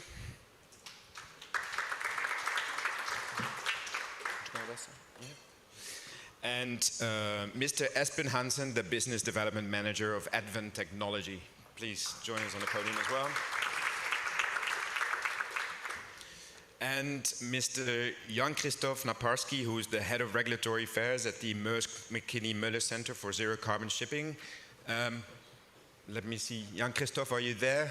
Have you connected with us remotely from Denmark? Yes. I am. I hope you can hear me. I have a thumbs up here from the technical team. So Jean-Christophe, very welcome as well. Thank you. So we've heard in the first panel quite a bit of discussion about the target setting and the international target setting for decarbonizing international shipping, the work that the IMO is heavily invested in now. We've heard from regulators, the international regulator, from Indonesia, from a Danish perspective, from a Japanese perspective, what needs to happen in terms of decarbonizing shipping. There's still quite a bit of work ahead of us, but I share the view of the previous moderator that the panel was very optimistic about what's going to happen. The targets will have some negotiations, but generally speaking, I think the course of direction is very clear to all of us. We're moving towards decarbonization of international shipping. What we also heard in the first panel was the need for collaboration, for partnerships, for cooperation at international level, at bilateral level between governments, such as Denmark and Indonesia, but also across the maritime value chain. And we heard particularly that, of course, the energy sector, the technology providers, the ports, all have a very crucial role to play in making the decarbonization of international shipping actually happening. They are the ones sitting here on the podium that have to make the difference and have to make sure that we're going towards a zero or a net zero target for international shipping. So in this panel, we're going to address the question about what can be done for Indonesia, what can be done better, what kind of incentives are needed from the international level, from the national level. We heard briefly in the first panel about carbon pricing by the IMO, but we also heard about some incentive schemes that may be needed from Indonesia to support this transition. So we're going to discuss that. We're going to identify maybe the need for additional partnerships along the value chain.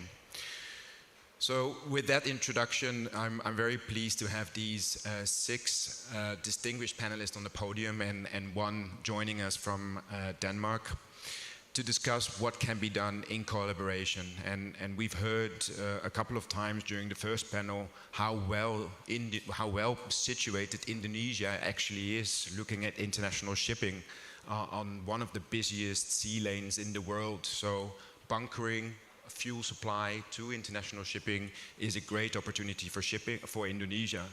But equally so, the domestic shipping part in Indonesia could be really a breeding ground for small-scale projects that can then be upscaled and can be fueled in as examples for international shipping. So let me go to the only lady here on the panel, and we're very happy to have you here from Pertamina Power. And for those of you maybe not that familiar, so Pertamina Power is one of the main renewable energy producers in Indonesia. We've heard the demand of the shipping industry for the renewable energy sources is huge. The shipping industry represents a huge consumer of fossil fuels today, and we want to decarbonize that and look into alternative solutions. So as Pertamina Power in Indonesia, have you already taken any concrete steps in terms of production, renewable energy production, supplying renewable fuels to the shipping industry? And if you can elaborate on that, and also from your perspective, what could be helpful from a regulator perspective, both from the IMO as well as from Indonesia in advancing this?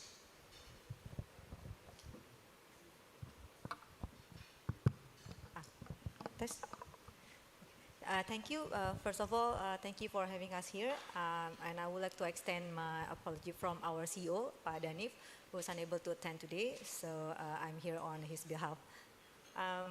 First of all, I probably would like to start by explaining a little bit on Pertamina Power. Maybe some of you is wondering why Pertamina Power doing in this shipping industry. So basically, Pertamina as a group has the same intention as the government of Indonesia to reduce their carbon footprint and then reaching net zero emission to certain years. Pertamina Power Indonesia, as one of the Pertamina group, is already taking the lead and initiative to start all the activities and all the intention to reduce the carbon through various activity, and one of them finding opportunity on how we can help some industry that have difficult to develop their own decarbonization program or initiative. So one of them is trying to build hydrogen. So I think that's where we can start from there. Maybe you also know that Pertamina actually have one of the subholding is also, we have Pertamina Shipping International. So they're basically the one who do the activity on shipping most of our, such as LNG for our refineries on some of our combined cycle power plant. So here, Pertamina Power Indonesia, that's where we stand.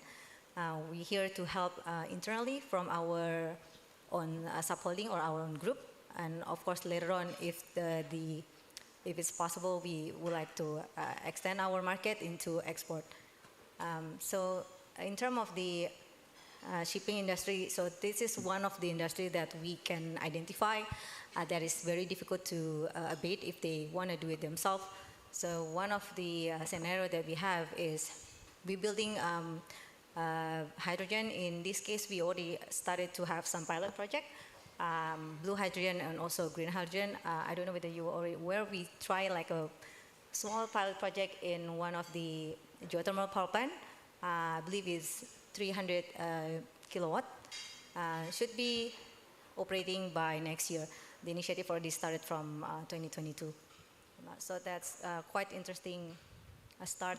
It's small, but I think we need to start somewhere. And from there, we should be able to understand more about the value chain of hydrogen itself. At the same time, the company is starting to have some feasibility study on how we can help the shipping industry. Of course, it will be for our own subholding and also later on for the industry as a whole. I think the project are still ongoing. We will inform later on probably if we have some solid result from that. However, the studies show that there are actually some of the alternative green fuel that we can do if we're talking only maritime industry or shipping industry. I think they try to find which are the best solution that we can choose from technology, maturity, price, safety, those kind of things. So because I think other than hydrogen, you can do methanol, you can do e-methanol. Actually don't know what the detail on that, but there are actually a lot of options you can do, including battery as well.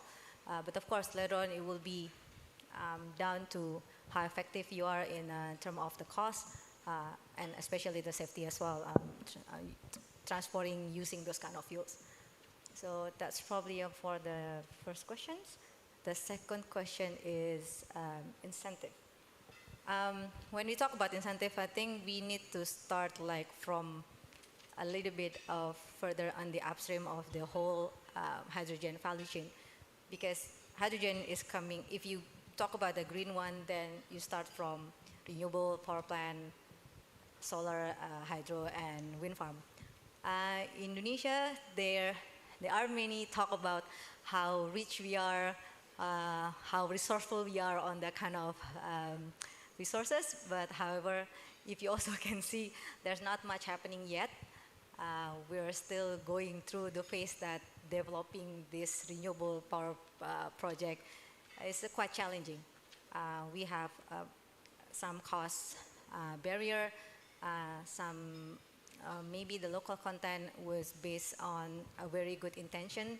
However, perhaps we need to also see whether the industry in Indonesia is already in a stage where we can accept or we can have local content with certain requirement. But we are still in positive kind of mindset. We're still pushing forward on that. We don't stop. Pertamina itself has a lot of solar PV where we started in our own refinery and our own asset. So we start from there. We don't go big at the moment, but we have to start small, as I mentioned before.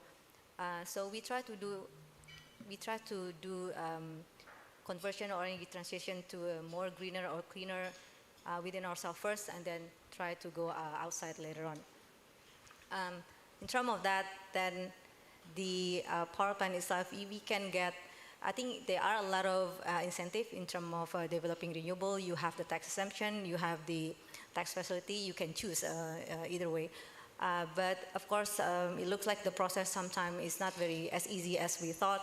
And maybe the benefit that we have of the incentive is not enough.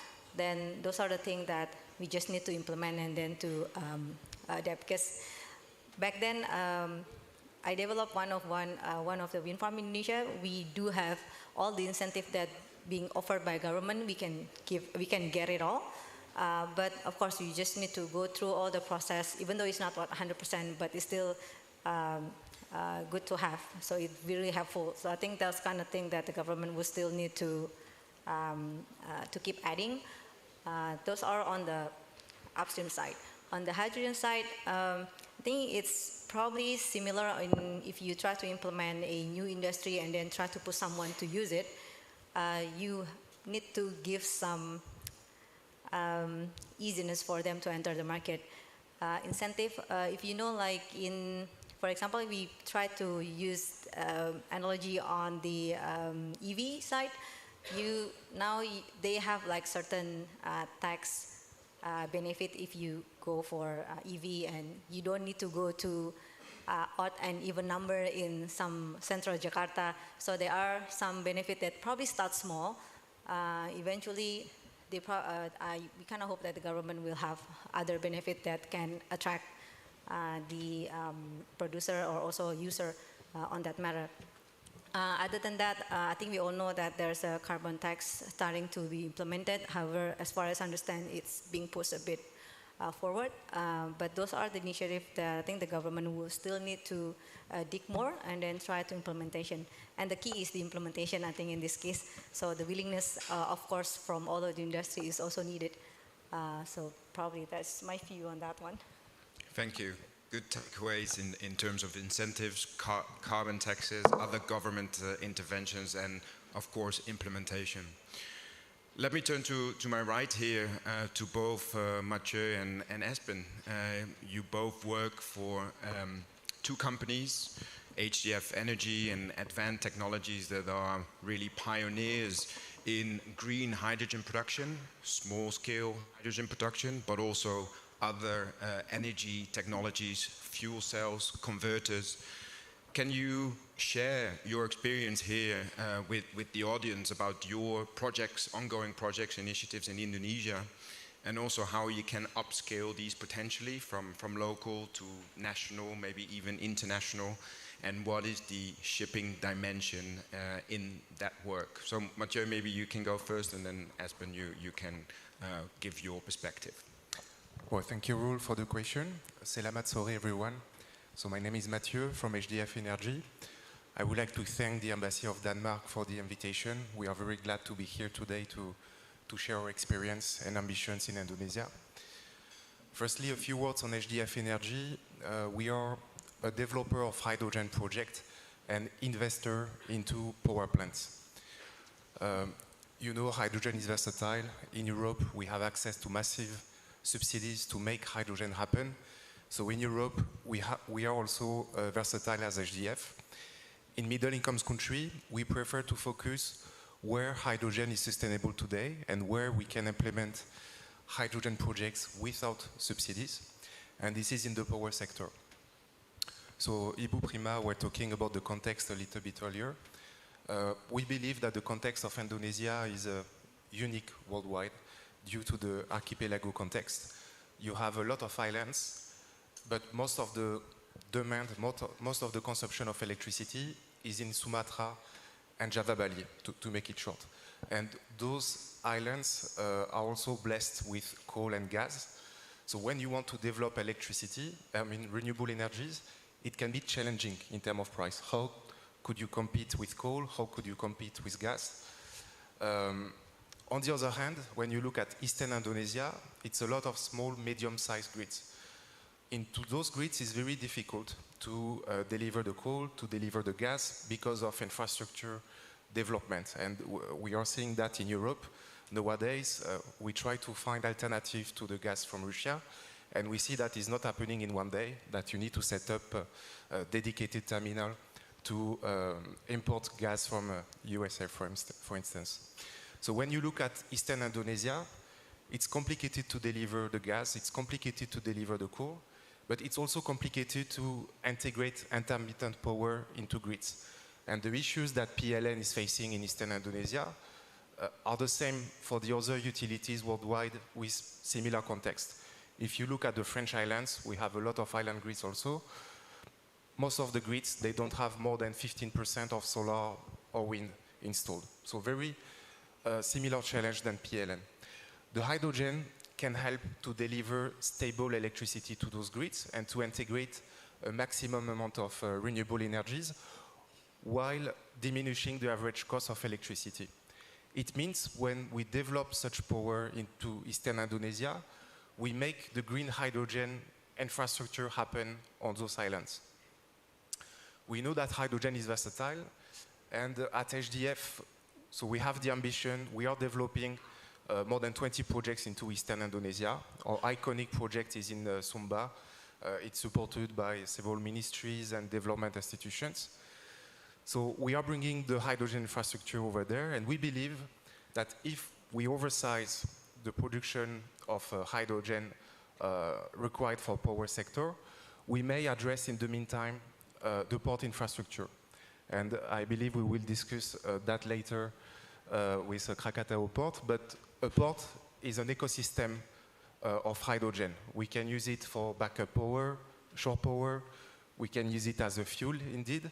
So we believe that by developing hydrogen power plants into Eastern Indonesia, in the meantime, we can bring the green hydrogen and help the port infrastructure to decarbonize its footprint. As an example, we are from Bordeaux, in the southwest of France.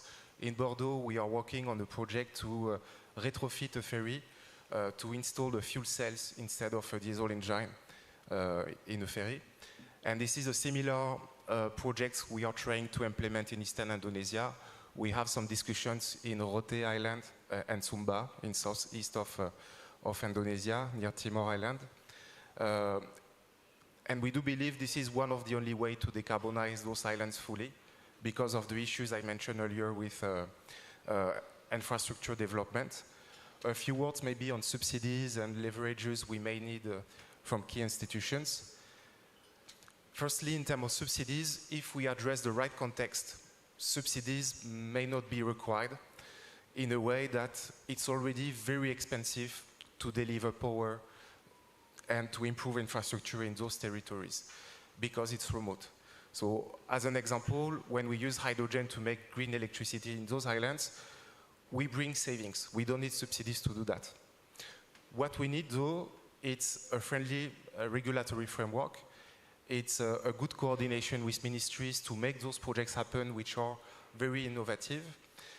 And maybe the development institutions, whether they are multilateral or bilateral, they have a key role to play. World Bank, ADB, AFD, KfW, and so on. They may help to accompany the government to look at specific feasibility studies, maybe specific pilot, concessional loan, which will help the first projects to happen. And just to conclude, if we do one project on an island in Indonesia, we can duplicate that 20, 30, 50, 100 times. The amount of islands here is tremendous. So we are accelerating on our side on the power angle, and the specific development bank is helping us to do at least 20 projects in Eastern Indonesia. Thank you very much, Mathieu, and I like your concept of a friendly regulatory framework, working for the regulator of international shipping. Espen, please go ahead. Yeah, thank you. Thank you, Roel. Thank you, everybody. Thank you, Matthew, also for bringing up a topic of fuel cells. I'm from a fuel cell supplier called Advent Technologies, and as a matter of fact, we are also engaged in similar projects, ferry connections between islands in Denmark. But first of all, just a word on what a fuel cell actually does. We consider this as a battery range extender. So when we talk electrification of ferries, usually a battery could take care of the first 30 to 50 minutes of sailing. But if you want to return from the island, you might also wish to have an alternative power source. Typically, a diesel engine will be used for that purpose. But then suddenly the idea of clean or green energy erodes. So that's where the fuel cell complements the battery, and by operating or sailing either on pure hydrogen, methanol, ammonia, or any other clean fuel, you can actually, sail around the world. So that's where we are. And we are today operating on methanol. For the future, it could be hydrogen too. We do methanol today because we need to comply with regulations. There are complexity in the regulatory framework of the maritime industry. In principle, for our maritime fuel cell system, this is today demonstrated together with the Neptune shipyard in Germany. And we typically would work with an integrative partner, and it means a lot for them that we can provide this kind of documentation that fuel cell can comply with the different classes within the maritime industry. Besides the DNV in principle, we also work with integrative partners and shipyards now to also apply the Lloyd Register for this is a specific ship types, super yachts. But this is in process, but with strong partners, I believe that this will be obtained within the next 6 to 8 months. So yeah, this is what fuel cells is about, and our technology, high temperature PEM, we see for the future also that there is a need for many different fuels, but we need to prioritize what is right today and where we believe we commercially can succeed. And that is a lot guided by IMO and also the different classes and flags. So that's why we aim for methanol. And I could later also like to have a small talk with Parateam or the Indonesian fuel supply. Maybe there will be also incentives for methanol in Indonesia. Thank you. Thank you. Thank you, Esben. And I think we now go Mr. Akbar from the Krakatau International Port. You're in a crucial position here today, I would say, sitting in the middle of the podium, but also in the middle of the maritime and the land energy production side. And we've heard about, just now, we've heard about methanol, we heard about hydrogen. How are you preparing the port for the future, the port of the future, and the demand of shipping for the future in terms of supplying all these alternative fuels? Thank you, Roel. Good afternoon, everyone. Roel, if you allow me to show very short video, will be great for us. Please. Krakatau. It is and always has been a part of Indonesia's history.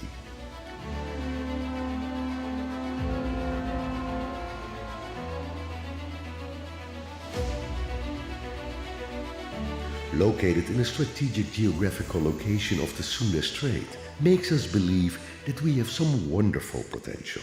Connected with the 21st century Silk Road, Sea Lane of Communication, SLOC, and Archipelagic Sea Lane of Indonesia, ALKI. KIP is ready to make connectivity for the biggest international hub and bulk port in Indonesia. We continue to push the business forward, build an integrated infrastructure to create an effective and efficient national logistics ecosystem that accelerates the economy. The growth of technology systems makes us continue to innovate an international scale logistics service for the largest integrated warehouse in Southeast Asia. With a big coverage comes the big responsibility to provide an excellent one-stop service concept. KIP Port and Shipping Management cater for planning, administering and reviewing the operations in order to optimize resource use and maintain quality standards.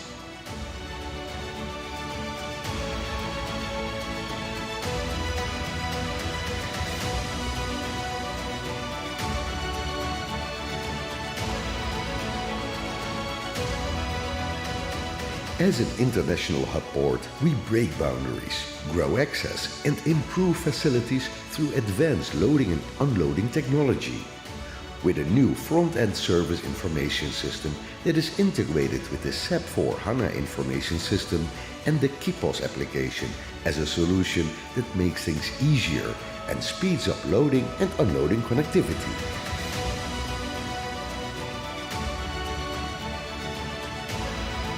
We are Krakatau International Port. We will always grow our huge role in global supply chain management. With our view on development, we will increase the rapid growth of economic opportunities for our national logistic ecosystem as international hub bulk port of Indonesia. It's time for action.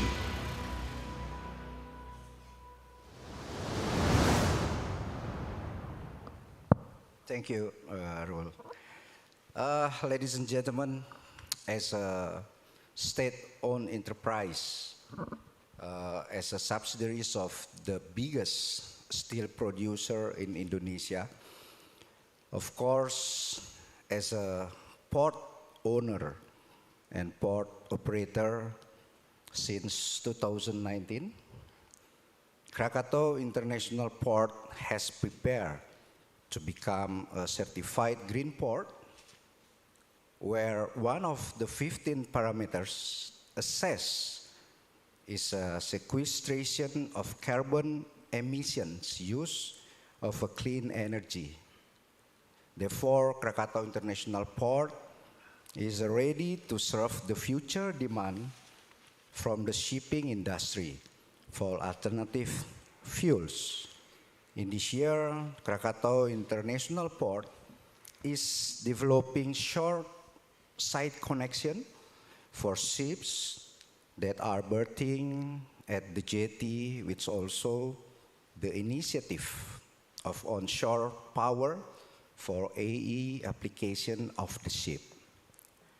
Due to alternative fuel, ports, of course, may play significant roles in providing, supporting, and maintaining decarbonizing ship fueling, including ship, mobile, and fixed tanks, and vehicles, as well as monitoring the fulfillment of quality and technical standards. Krakatau International Port has been initiating the use of FSO for LNG or LPG-based fuel. So, a rule, as you know, a port is not only as a gateway.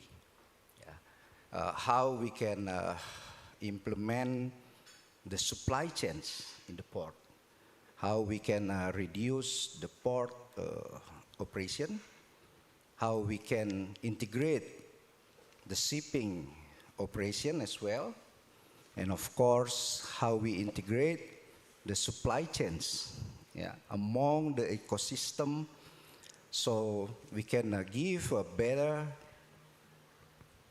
services for the port handling, and of course, for the better price to make a compete all the services in the port and logistic as well.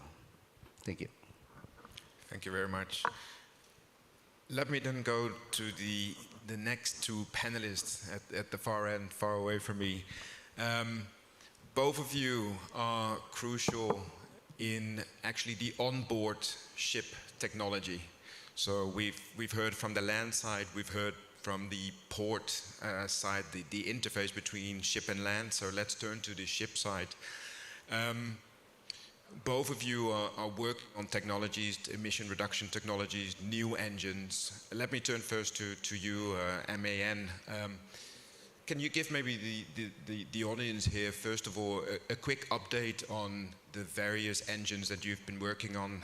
We've heard this morning already a bit about ammonia as a future fuel. How far are you with developing these kind of engines, and what else is in your pocket? We heard also this morning that ammonia is not a walk in the park, so let's start easy part first, and I think this is methanol, as Espen already mentioned. Basically, our two-stroke engines are propelling roughly 50% of the global goods worldwide. And so far, we have 78 methanol engines on our order book.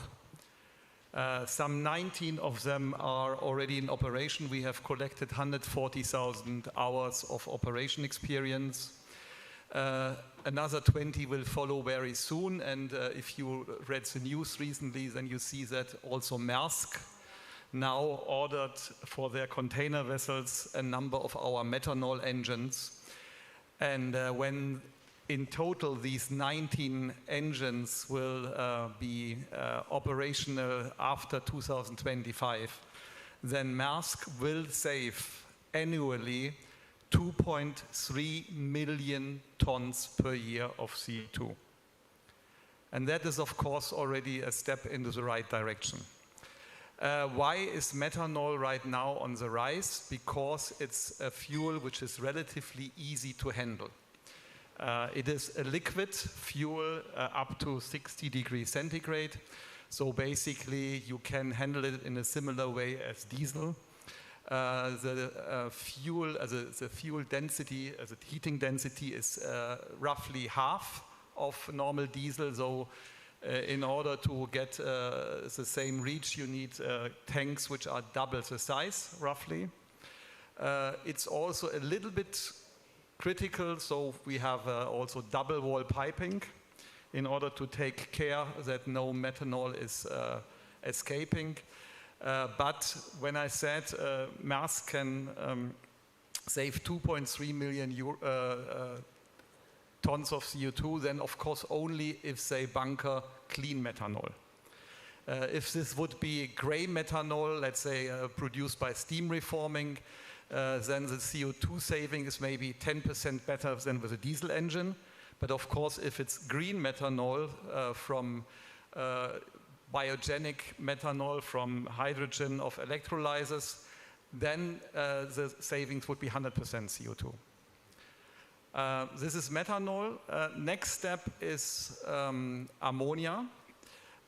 Here we will have an engine on our test bed in 2023, and we expect that the first ammonia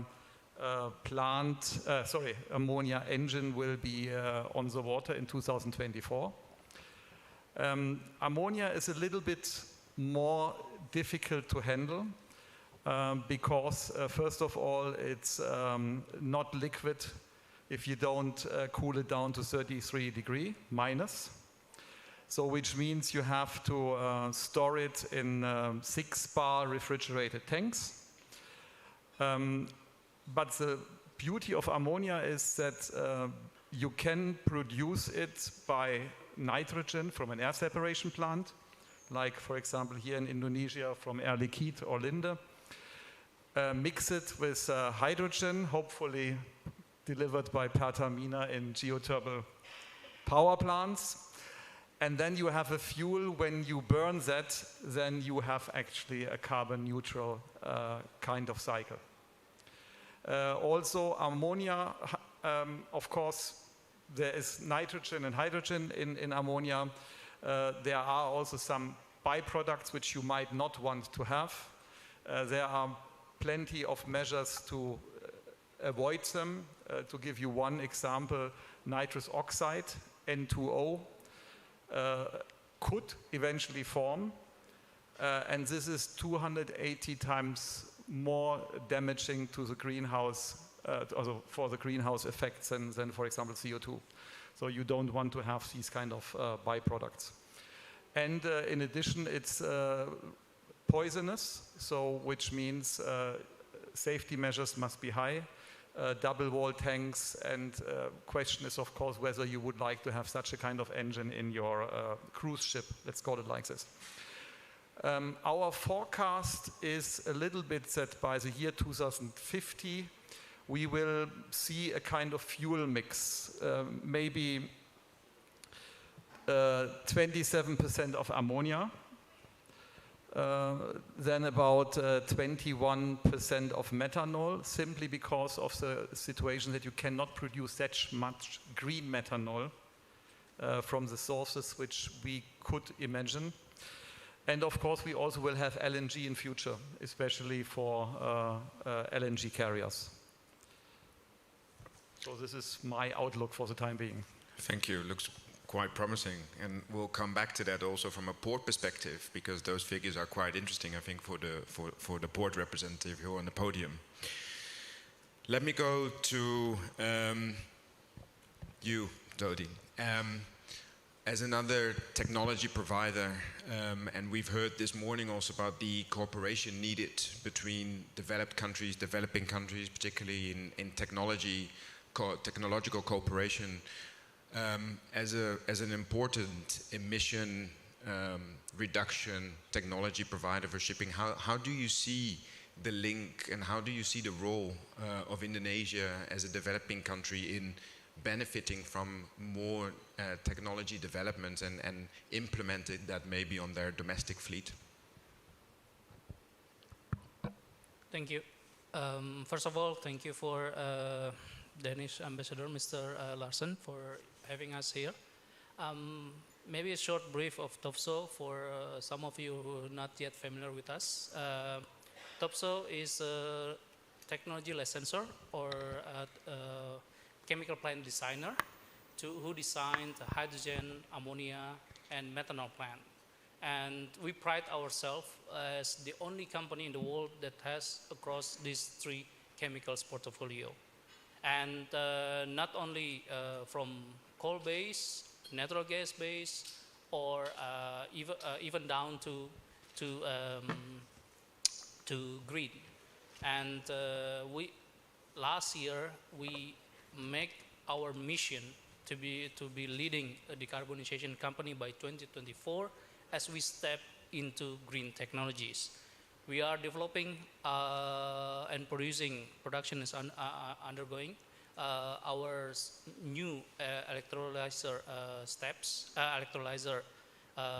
for converting water into hydrogen and oxygen, which we call, name solid oxide electrolyzer.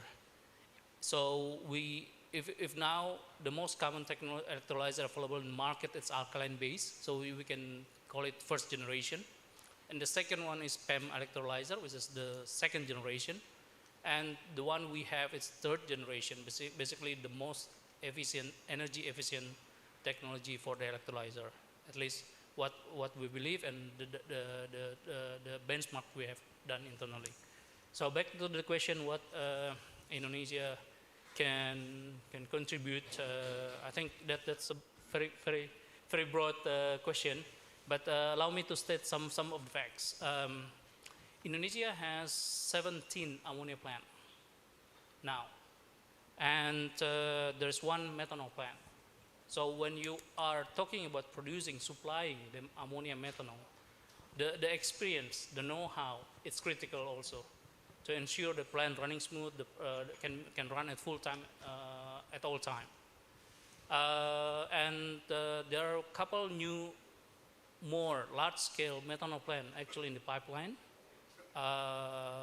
It's unfortunately, well, maybe not unfortunately, but it's coal-based.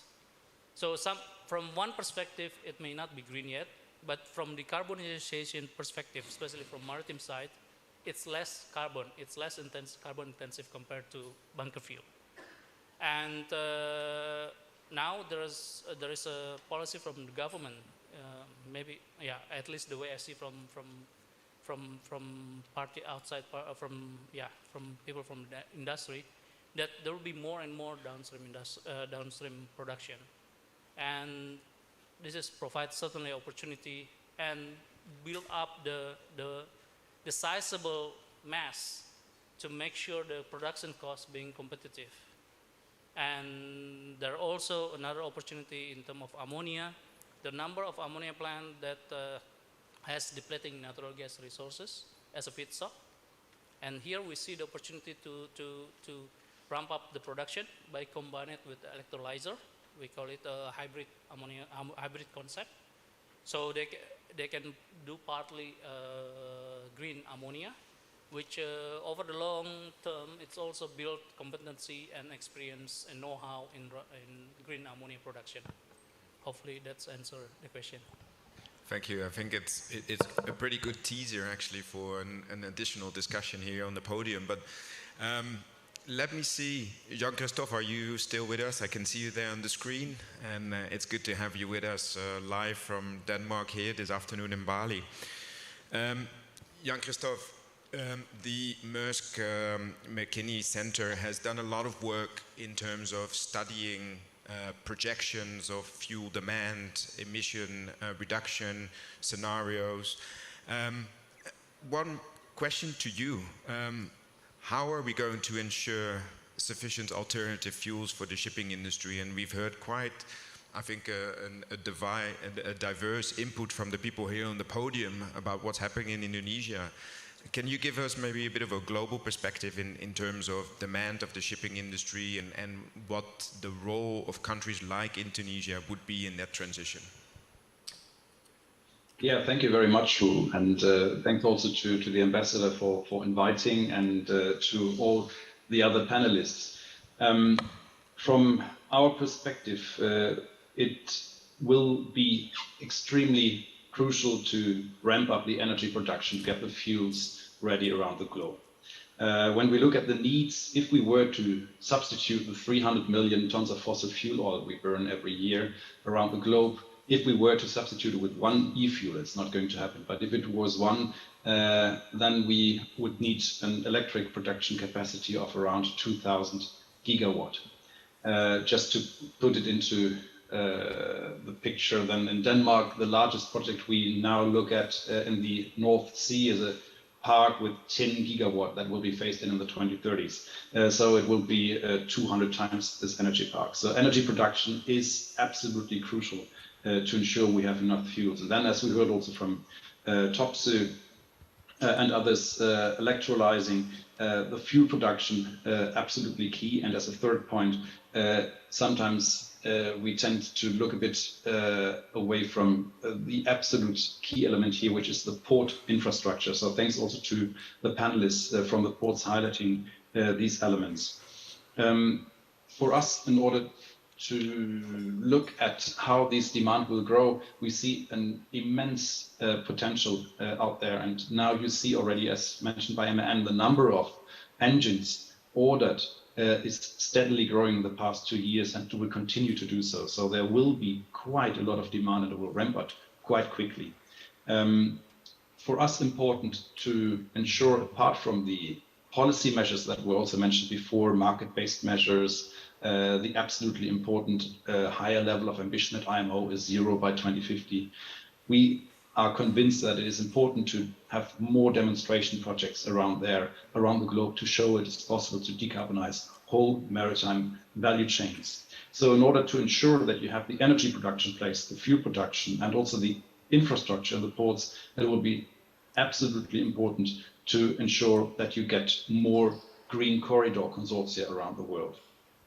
The center has worked with this the past 1.5 years, doing, amongst others, a pre-feasibility analysis with the government of Chile for a number of central ports in Chile, looking at, okay, what is the point of departure for energy production, fuel production, the ports, but also the regulatory framework around this on a local level, national level, but also on an international level. And here I would like to also get back to some of the points that were mentioned earlier, namely looking at how we can create the best incentives locally to get these projects done. And there, especially for countries like Indonesia, it would be super important to look at financial guarantees from international banks for these kind of projects and create what you also underlined before, the friendly regulatory framework, not at least on the local level, is absolutely key to get these things done. On the analytic part, institutions like ours are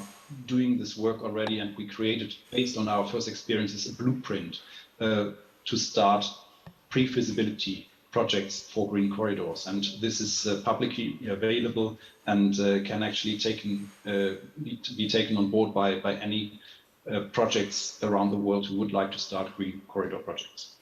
Thank you. Thank you, Jan-Christoph, for that viewpoint from the Maersk Mckinley Center.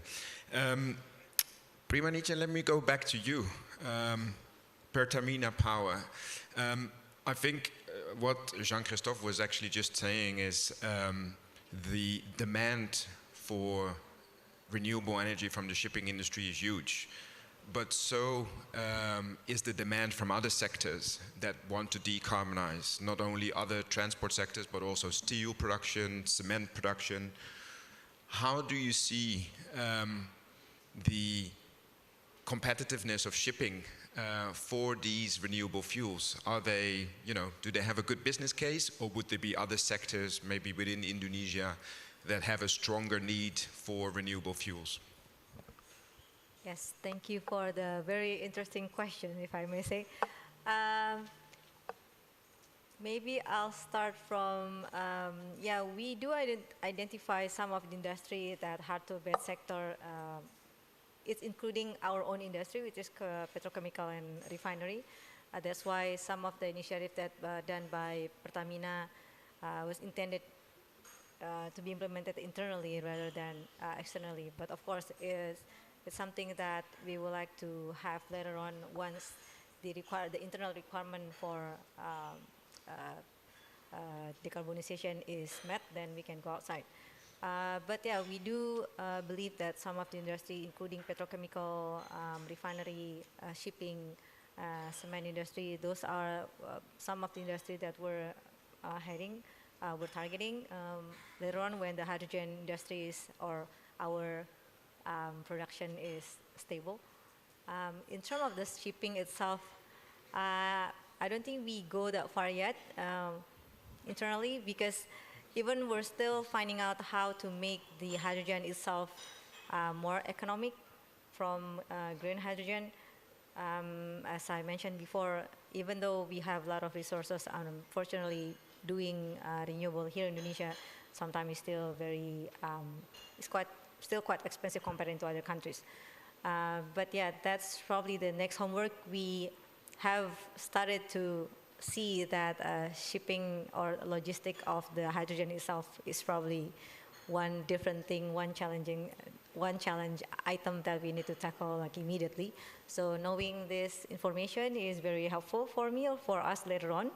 But those are, yeah, I think it's two separate things, two main big things.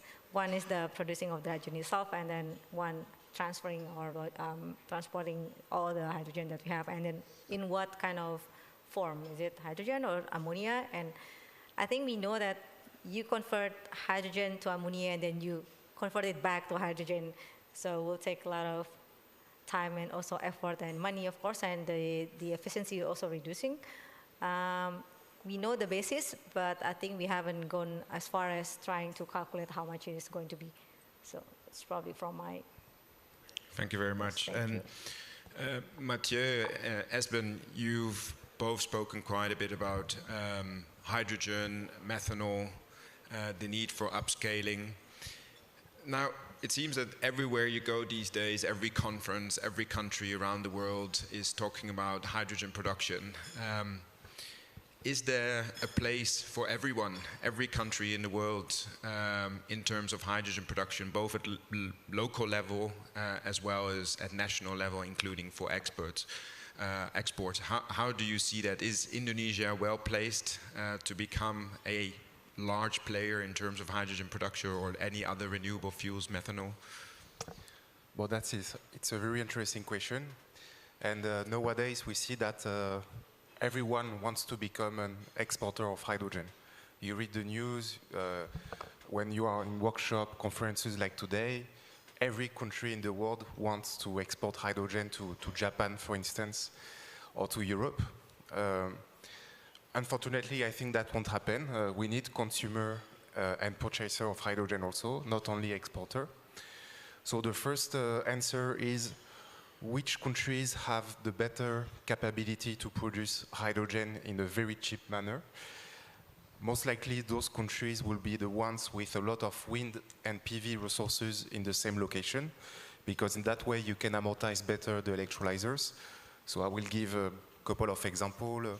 Australia, Saudi Arabia, Chile may have competitive advantages in terms of renewable energy resources. That being said, there is another parameter, which is the transportation of hydrogen. It's very costly to transport hydrogen.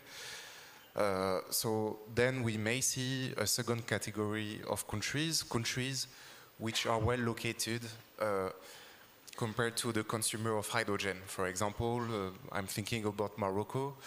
It's close to Europe. You can set up a pipeline from Morocco to Europe quite easily. So I believe the leaders of green hydrogen, green fuels will be those countries. That being said, regarding Indonesia, which doesn't have a lot of advantages regarding the topics I just mentioned, I see in Indonesia that there are a lot of coal and gas resources. Whether we like it or not, they are there underground. So if there is a country with a lot of potential into blue hydrogen, I think that would be Indonesia. I'm saying that while our job is to focus on green hydrogen only, but there is an overcapacity on Java, Bali and Sumatra grids, so that may be an angle to explore for Indonesia. And I know also that Pertamina is strong in geothermal power plants. The country is blessed with geothermal resources. That may be a potential to explore. There may be overcapacity of geothermal and even hydro. It can be a way to produce hydrogen in a cheap manner. And I will conclude with what HDF is doing.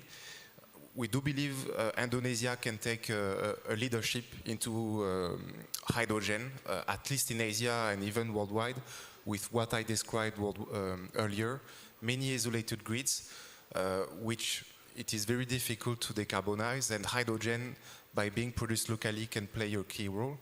And that worldwide, Indonesia is the only country in the world with Philippines with so much potential. And those projects can be viable today. We don't need to wait a $2 per kilo target to make that happen. I will give an example in French Guiana, which is a French territory overseas. We are building right now nearly $200 million hydrogen power plants without subsidies and with commercial banks, such as SMBC from Japan. So we can duplicate those projects in Indonesia many times. And that's it for me. Thank you, Esben. Thank you, Matthew.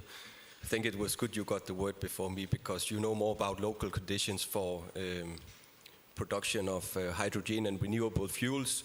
But something I would like to say is that I think it's important to remember that even in hydrogen and methanol production or other renewable fuels, that even what is produced on fossil feedstocks, like for example coal, I know there's a big coal industry here in Indonesia, it actually adds up, at least with our technology, and I know also similar technologies, to a CO2 emission reduction on 39%, simply by changing from a fossil-driven diesel generator to operating with the fuel cells. And I know this is similar to other electrical technologies.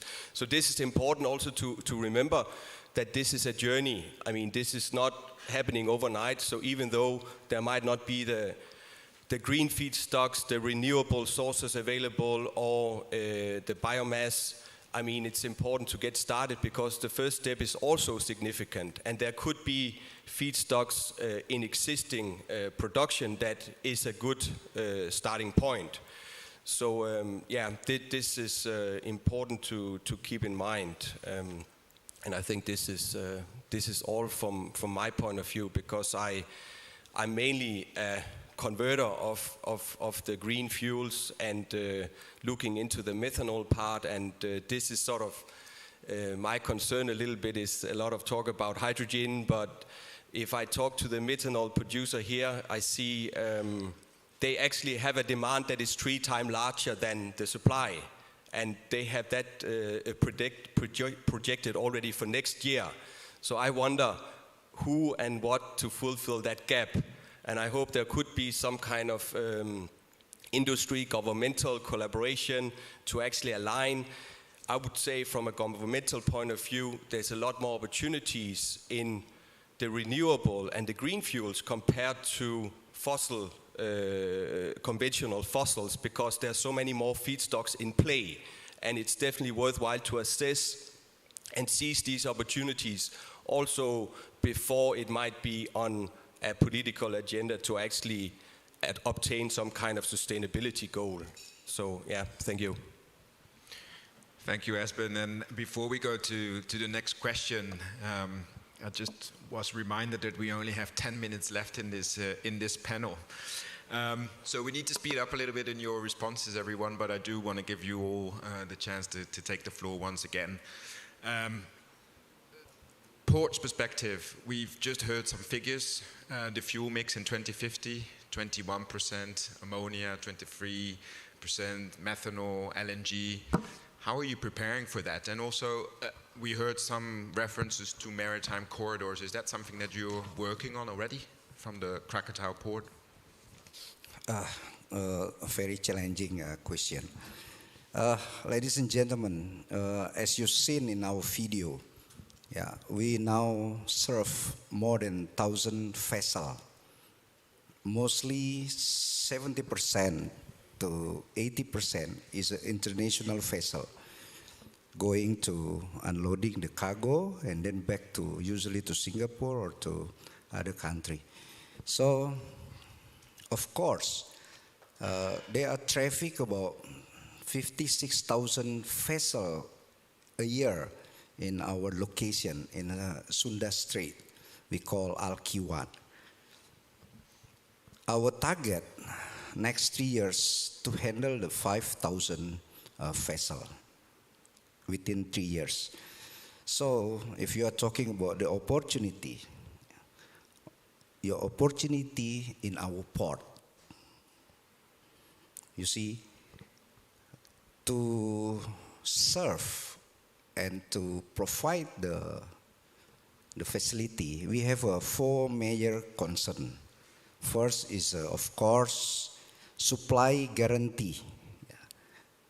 Port is a focal point to become a storage. So also can be a consolidating port to distribute to others area. And the second thing is, of course, the quality of target. How the qualified blending of the resources. And of course, the third is a tank infrastructure. How our port can build infrastructure tanks in our zone to make it easy to distribute.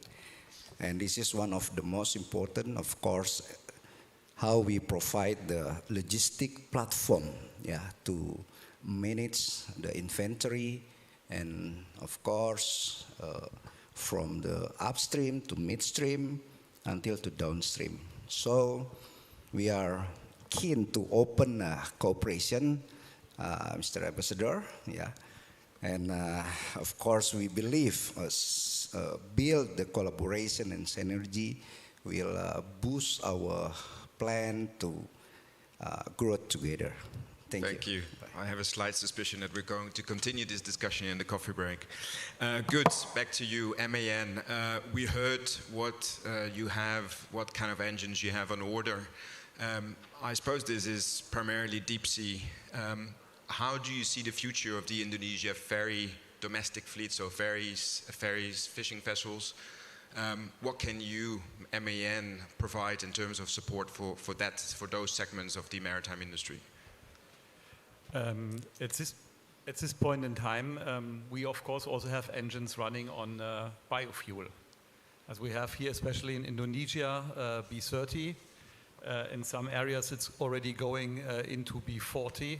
We also operate power plants here on the islands who have already B40. And that is a fuel which can be managed by our engines as well. Of course, if the palm oil is coming from sustainable plantations, then this is clearly an option as well. Coming back to this methanol engines, for example, two-stroke, of course, is also used in Indonesia, but four-stroke will take a little bit longer time because two-stroke is more easy because we have longer residence times in the combustion chamber, and you can guarantee a better combustion of also low-density energy fuels. So which means if we go to smaller engines, that development for methanol and ammonia will take, I would say, 2 or 3 more years than we have right now with two-stroke engines. So we need a little bit of patience. Thank you. Dodi, patience, is that something that you have? Patience, we just heard about patience. Do you think we need to be patient, or you think we need to take action now? And what could be done from, let's say, an international regulator perspective as well as from the Indonesian government to help you commercialize those ammonia plants that you just mentioned and make that available for the shipping industry? Wow, that's certainly out of my specialties, but I'll try to answer that.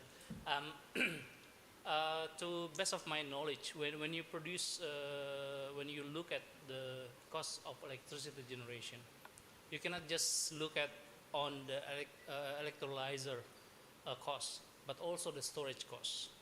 If you take that into account, there is some renewable energy source that can be used, especially in Indonesia, such as hydropower. It's very consistent, and geothermal.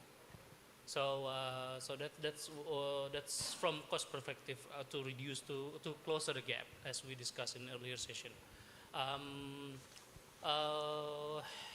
In terms of regulation, I think from my perspective on with limited exposure in maritime business, I think the carbon tax is one of them, and I think I like to certainly understand better the MBM scheme that was been mentioned earlier. That sounds like a good compensation, but the idea is to closer the gap, make the economically is attractive to go that way. And the third is not less important is the capacity, the demand size, because to reduce the cost, you have to produce at certain minimum capacity. So that's another factor, certainly, yeah. Thank you very much. And Jean-Christophe, back to you. Maybe a direct question to you. What can the Maersk McKinney Møller Center offer Indonesia? You've heard a lot of action that is already happening here on the ground. So what can you add and how can you support the decarbonization at the national level and feed that into the IMO process? Wow, that's a good question for a short answer. Well, I think the best thing we can offer right now is the blueprint that I mentioned for green corridors, because based on the experiences, it actually does what we see here on the panel. It tries to bring the different stakeholders along the whole value chain together, analyzing where they're coming from, giving a structured overview of what the point of departure is and how we can bring the different resources together in order to establish green corridor projects. In order to let this fly and get more volume, then, again, the positive regulatory environment is needed. And I think combining these elements to the activities of IMO through the IMO CARES project and also the technology transfer centers that we see around the world, I think there is a lot of good opportunities, and Indonesia holds great potential to become one of the leaders in this transition. As we heard, not only for the e-fuels, but also for the biofuel production, but especially for the e-fuels, I see a great potential here. And for our blueprint, we are happy to see this brought into action around the whole globe. So this also includes clearly Indonesia. Thank you. Thank you very much. And with that, I'm going to wrap up this session. Apologies, no more Q&A, but you have a coffee break coming up, and it was a bit of a challenge to fit 7 panelists in an hour and 10 minutes, but I think you've done a great job. I think we also closed the circle. We started with the discussions about the target setting by the IMO, also by Indonesia, and we have seen what's happening actually already now in Indonesia, and like the previous panel, I think optimism is really key. There's so much happening, but you all have indicated also what could be done more and what can be done both in terms of government interventions. We heard carbon taxes, MBMs to create demand and bridge the price gap. You have an offer from support from our panelists in sitting in Denmark. We've heard also about the role of renewable energy production in Indonesia versus some of the other countries worldwide. Do we need to all look in renewable energy production, or is there also a role for grey or blue hydrogen production as kind of an intermediate step? So I think with that we have quite some food for thought to have a coffee. We also have a great panel here, and I would really like to thank all of you for sharing your experiences of what's being done in Indonesia already today and how you see the future towards decarbonized shipping, both domestically and internationally happening. So please join me for a round of applause for all these panelists. Thank you very much.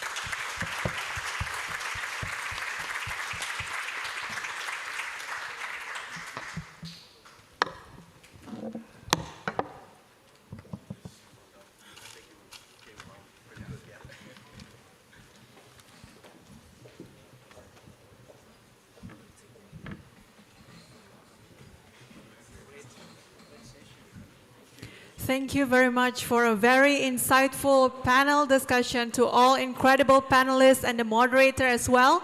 Once again, ladies and gentlemen, let's give a big round of applause for the previous panel discussion. We will now have a short break for 10 minutes, and then we will return to continue to the next session, which is talking about the role of government in shipping decarbonization. We will have 10-minute short break. Enjoy the coffee and some refreshment. You can also visit the exhibition area outside this meeting room, and we would like to remind you again to sign up for the breakout session tomorrow. Enjoy the break, and then we will continue the next session with the role of government in shipping decarbonization. Thank you very much.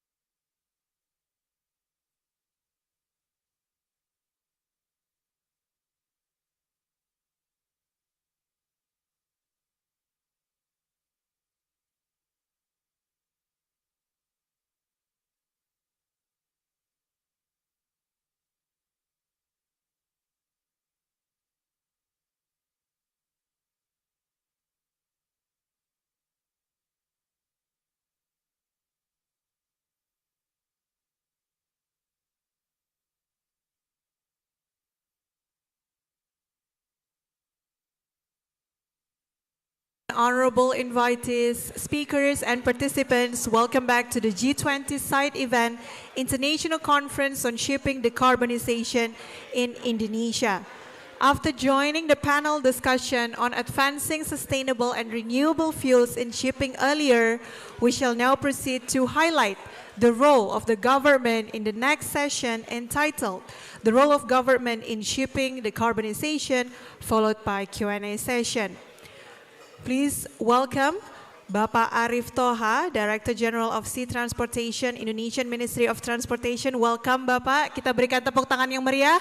May we give a big round of applause to Bapak Arif Toha. Thank you very much for joining us Bapak.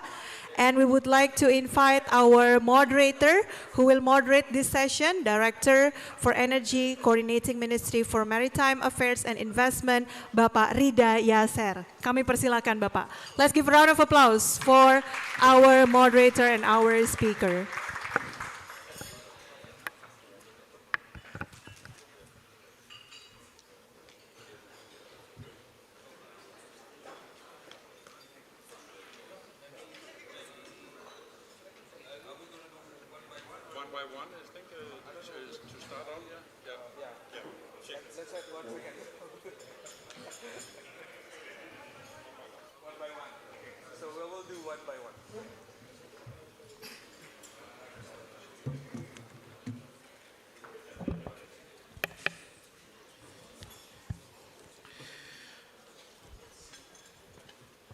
Good afternoon, distinguished guests, ladies and gentlemen of the audience.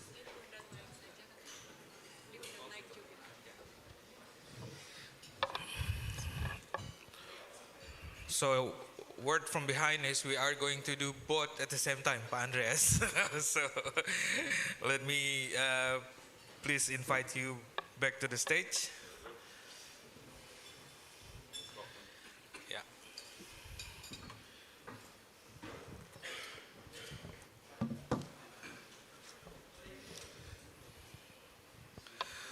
So this is comes the time for us to listen. After listening to the discussions almost a whole day now, we look into the discussion on how the decarbonizing of the shipping industry could be part of, or maybe even becoming tools of the energy transition mechanism, and also how renewable energy can support decarbonizing of the shipping industry. Now we are going to listen to the role of the government in shipping decarbonization, in which so far we hear that the discussion is heavy on the possibility of hydrogenating the shipping industry through utilization of renewable energy, and accordingly to reducing emission and greenhouse gases to support the reducing the temperature of the Earth by 1.5 degrees Celsius by the as we discussed accordingly with the Paris Agreement. So now I'm going to introduce to you two panelists from the government of Indonesia and also from the government of Denmark. And we have on stage Bapak Arif Toha. Bapak Arif Toha is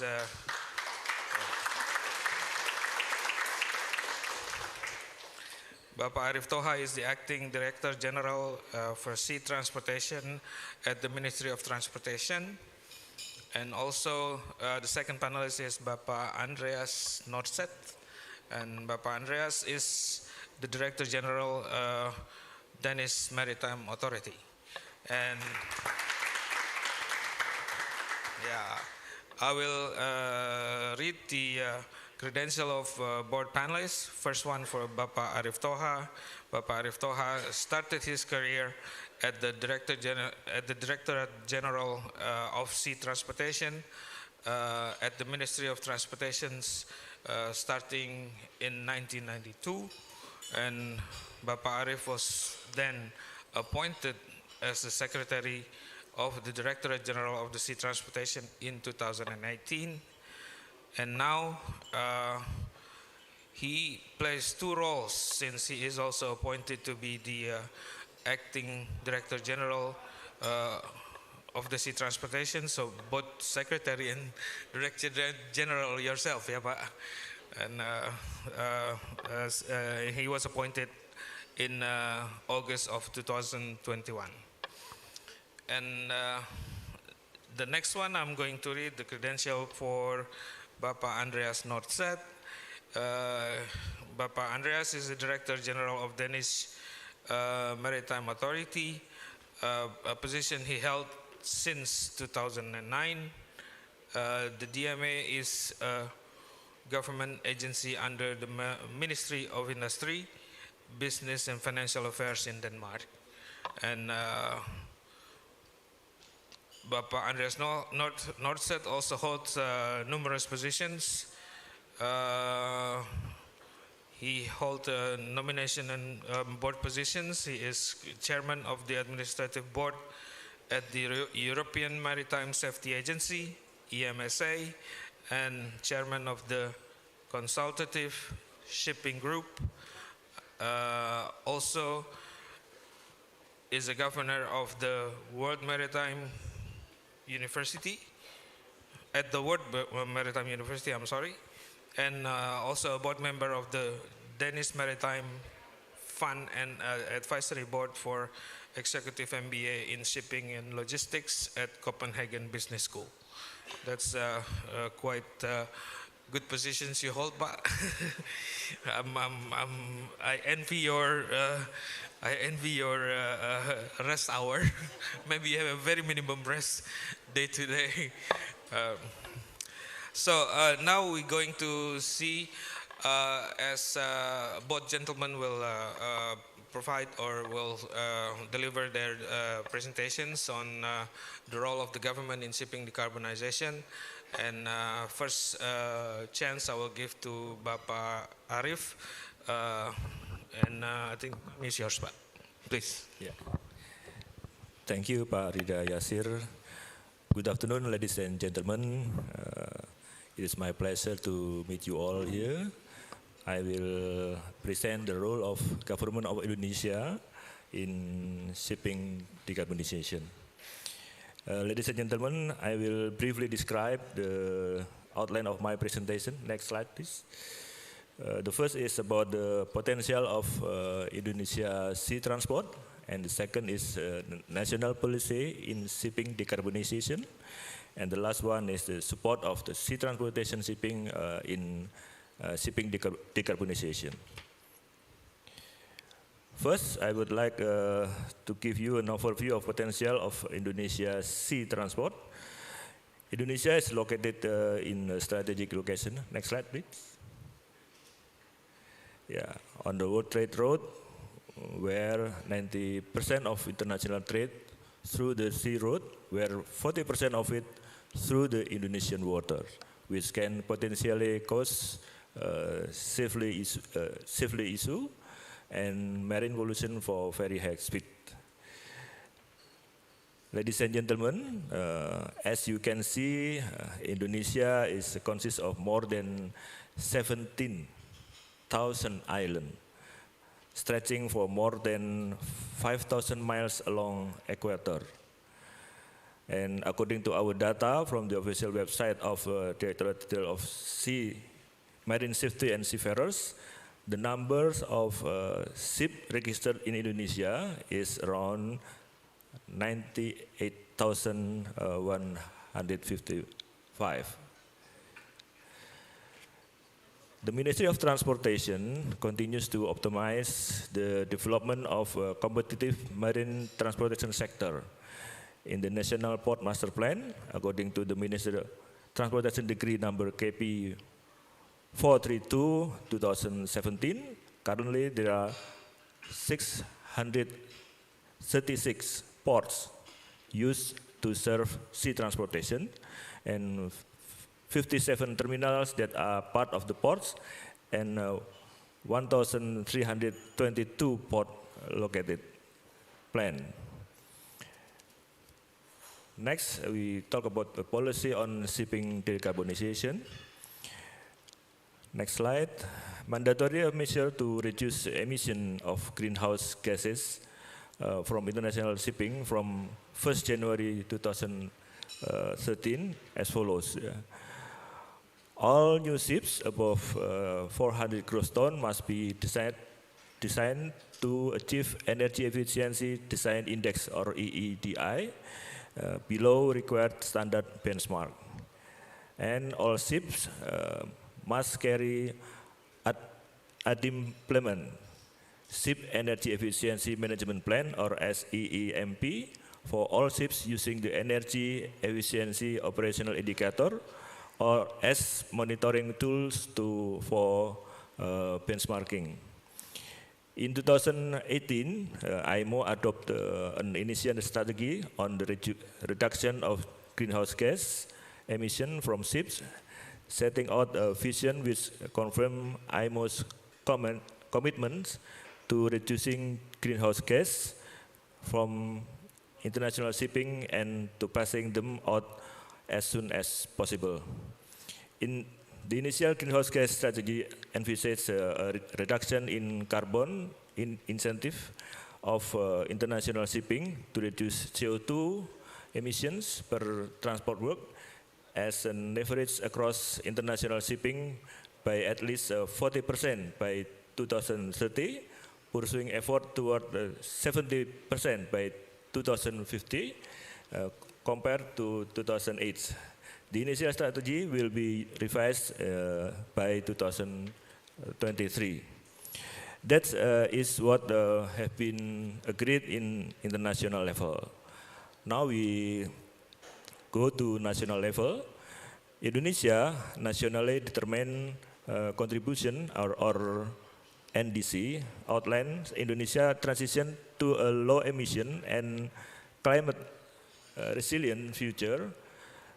The NDC describe increased actions and supportive conditions over the 2015 until 2019 period that will form the basis for setting more ambitious goals beyond 2020, which will contribute to effort to prevent a global temperature rise of 20 degrees Celsius and pursue effort to limit global temperature rise by 1.5 degrees Celsius, compared to the pre-industrial times. For the post-2020 period and beyond, Indonesia plans to increase the target beyond the current commitment. Indonesia has set an unconditional target of 29% and a conditional target of up to 41% compared to the business as usual scenario in 2030.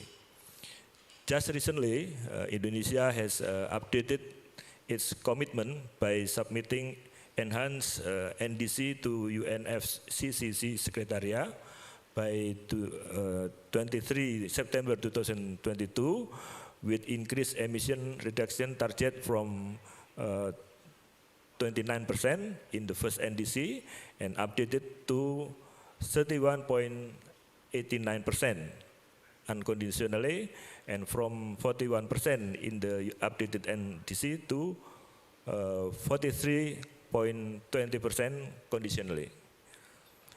This enhanced NDC is the transition toward Indonesia's second NDC, which will be aligned with the long-term low carbon and climate resilient strategy 2050 with a vision to achieve net zero emission by 2060 or sooner. This new target is more realistic for us to achieve.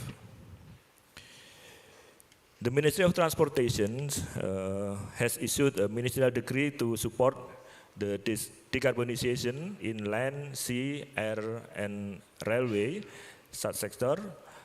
The main focus of activity in the transportation sector is the application of energy efficiency. the use of cleaner fuel, increasing the use of new and renewable energy, and developing mass transportation. Every year, the implementation of this mitigation action is monitored and measured, their achievement and impact on reducing greenhouse gas emission, which are then reported to relevant ministries and institutions like Bappenas and Ministry of Environment. On sea transportation, the initiatives are shown on the red box, and it will be detailed in the next slide. Ladies and gentlemen, for support of sea transportation in shipping decarbonization, first is, next slide please. Shipping decarbonization involves several elements, not only shipping sector, but also activities at ports. Demonstration project of a selected solution to support the national greenhouse gas roadmap are such as greenhouse gas reduction from ship in ports, port decarbonization, and greenhouse gas reduction from transport into and out of ports. Next slide. As the commitment of greenhouse gas emission reduction, Indonesia is actively engaged with IMO-related technical cooperation program. For instance, we have been involved in IMO Glow Fueling project since 2019, and the reason is Indonesia participation to Blue Solutions, which just kick-started end of last year, with specific focus on shipping decarbonization.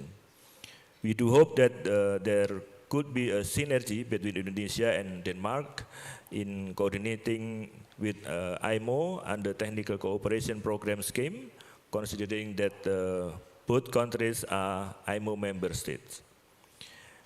Ladies and gentlemen, in Indonesia, shipping sector emissions are projected to rise, partly due to the difficulty of in decarbonizing this sector.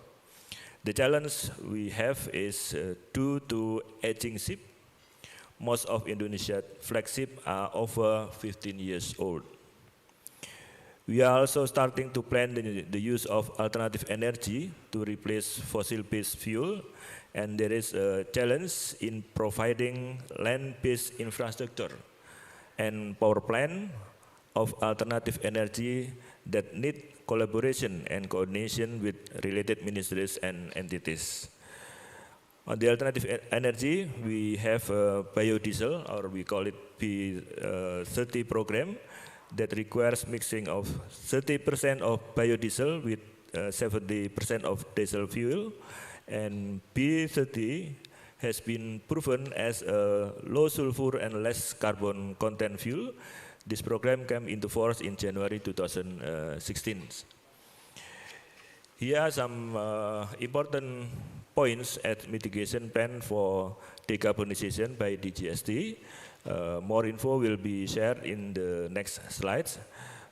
Short and safe route or short sea shipping, application of in-port net in ship operation management, operational management efficiency at harbor, add-on solar cell, electrification of port loading and unloading equipment, use of solar cell and LED light for port facilities, improve monitoring and marine environmental, shipping telecommunication services, eco-port development, and ship maintenance, application of onshore power supply, and the use of low sulfur fuel. So with regard to challenge on the ship renewal, solar navigational aid and shore connection are efforts that have been carried out. Ship update and modernization, and also efficiency of port operation management, and also solar cell navigation aids.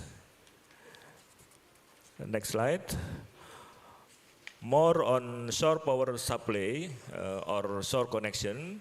There are 21 ports equipped with these facilities at this slide.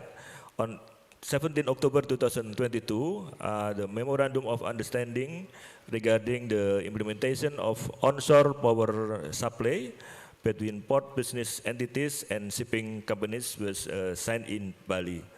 This is one of greenhouse gas emission reduction mitigation action from sea transportation, and the GST has reported its greenhouse gas emission reduction achievement to the Ministry of Environmental and Forestry since 2019. I think that's all my presentation. Hopefully we can discuss furthermore later. Thank you.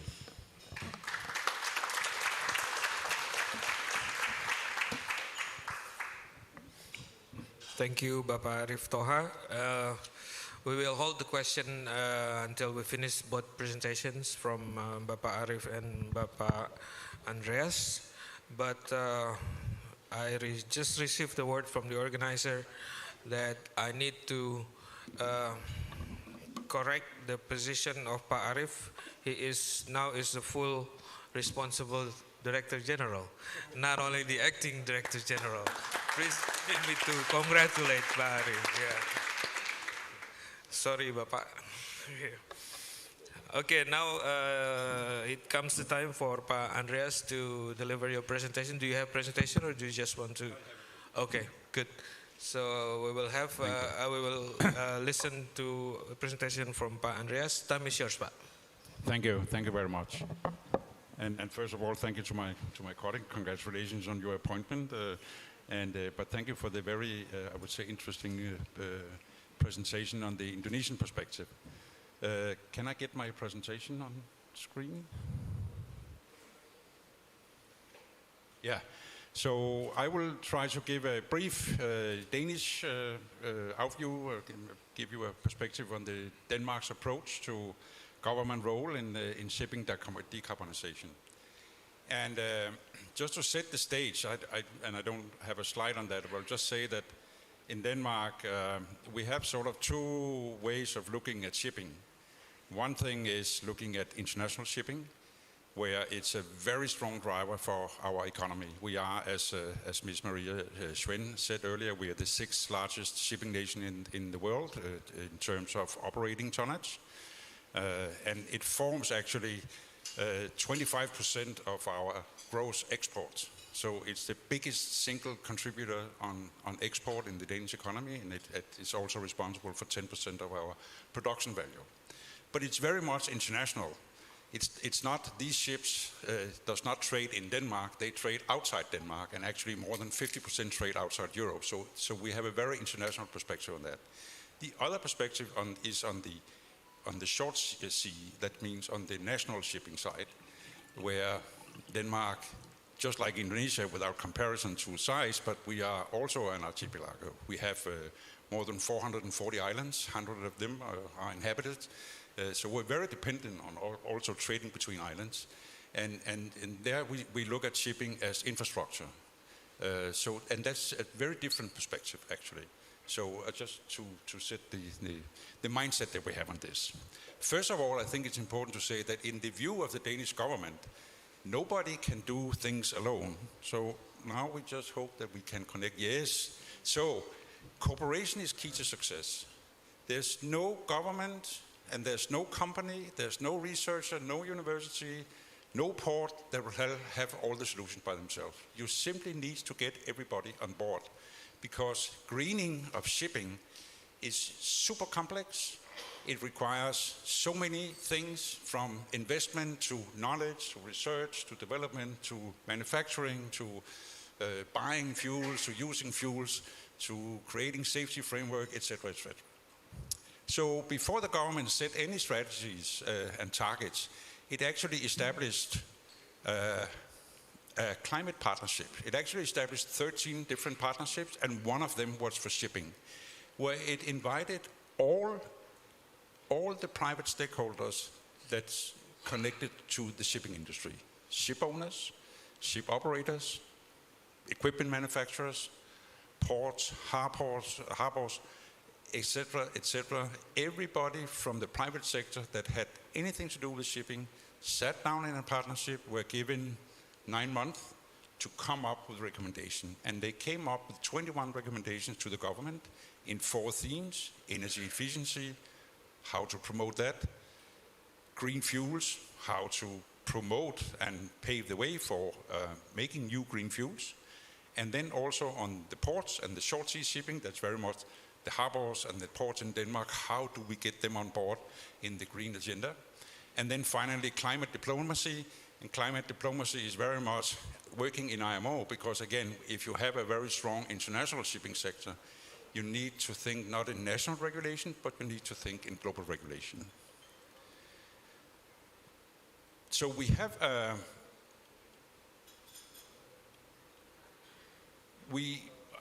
I normally say that we have a 2-level approach.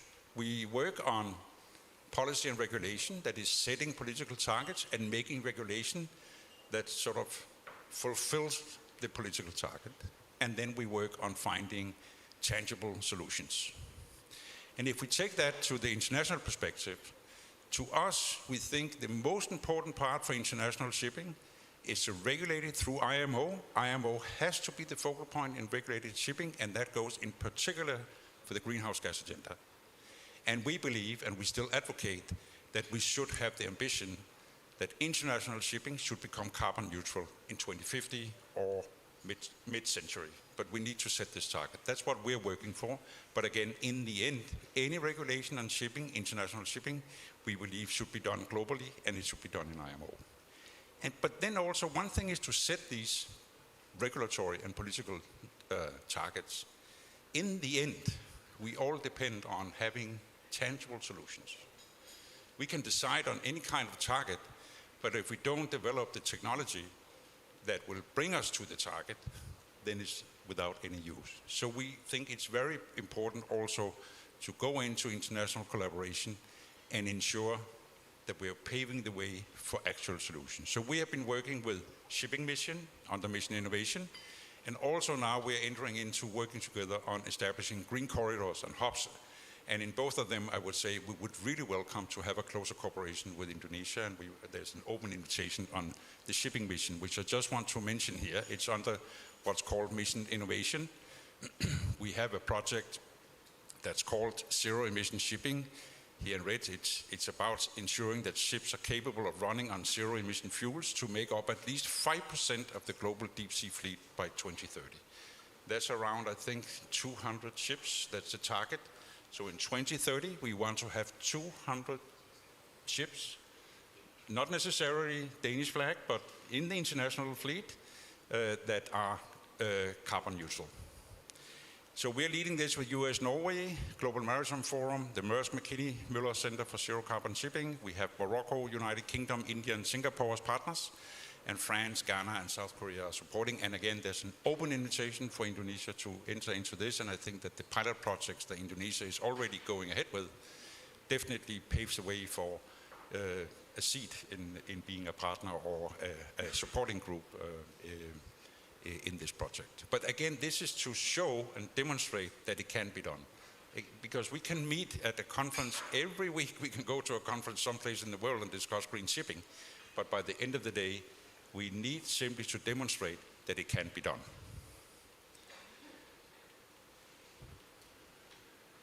You can read more on this, missioninnovation.net/shipping. So, but then there's a national perspective, and that then leads into short sea shipping. And this is really where I think that Indonesia and Denmark have a lot to share and gain from cooperation. And to us, it's, first of all, it's very much about the ferry routes we have, where we are more ambitious than just saying 2050. It has to be before 2050 that all these ships has to be carbon neutral. There's a strong push for that. But it's also, and that will come in the next step, that will be the fishing fleet. There's a tendency, even within IMO, that when we talk about greening of shipping, we talk very much about commercial shipping. But we should remember that counting around in the oceans, there are thousands and thousands of fishing ships, which also have a huge potential for energy efficiency and becoming even greener.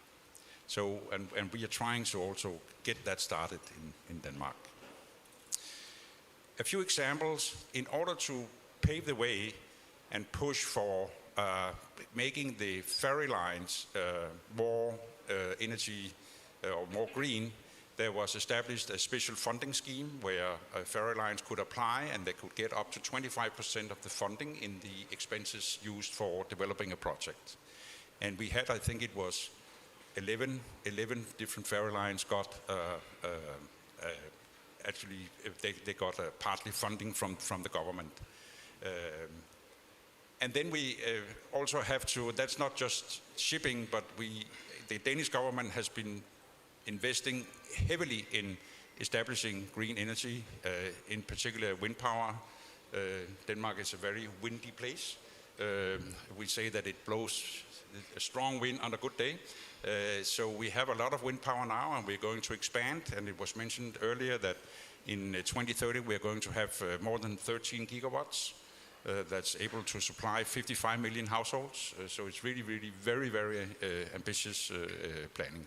But this is very important also to pave the way for the green corridors and the green hubs, because if you want to make green fuel, you need to have a sustainable energy source. So the Danish government has chosen to go that way and invest in creating the necessary energy source to ensure that there will be possible to make power to X. So we don't know what X is going to be ammonia, methanol, or something we haven't seen yet, but the power is still needed, and in Denmark that's going to be wind power. We have actually then seen, because of these incentives, that we already have now ferries that are 100% battery powered. My colleague from Ministry of Transport, sitting over there, you can reach out to him during dinner and coffee breaks, and he knows much more about this program because it's his ministry that has been responsible. But I think it's fair to say that it has actually been a success. There's been the business case has proven to be very good, much better than anticipated. Yeah, you're not. There's a panel tomorrow where they will be elaborated further. But what's also interesting is that we have seen also ferries going into retrofitting and establishing hybrid solutions. And we have seen now solutions where you have a 20-foot container with a battery pack that you can put on board a ferry, and then some adjustments, retrofitting in the engine, and then you have a ferry that's able to sail both on fossil fuel but also electrical power. And that's of course, a much cheaper way to start decarbonizing. You don't do it 100%, but in a hybrid solution you can do it somewhat. And we should not forget energy efficiency and retrofitting is really, there's a huge potential also when you talk about the fishing boats. I just want to mention one example. We are using that very much in Denmark. If you use trawling, where you trawl a net, if you have a fishing net where there's no knots, but it's smooth woven, then you save 20% of energy. So that's just one example. So if you add up, if you have we have DESMI present, I think. If you have frequency control fuel pumps, you can save another 10%. So that's just adding up and up and up.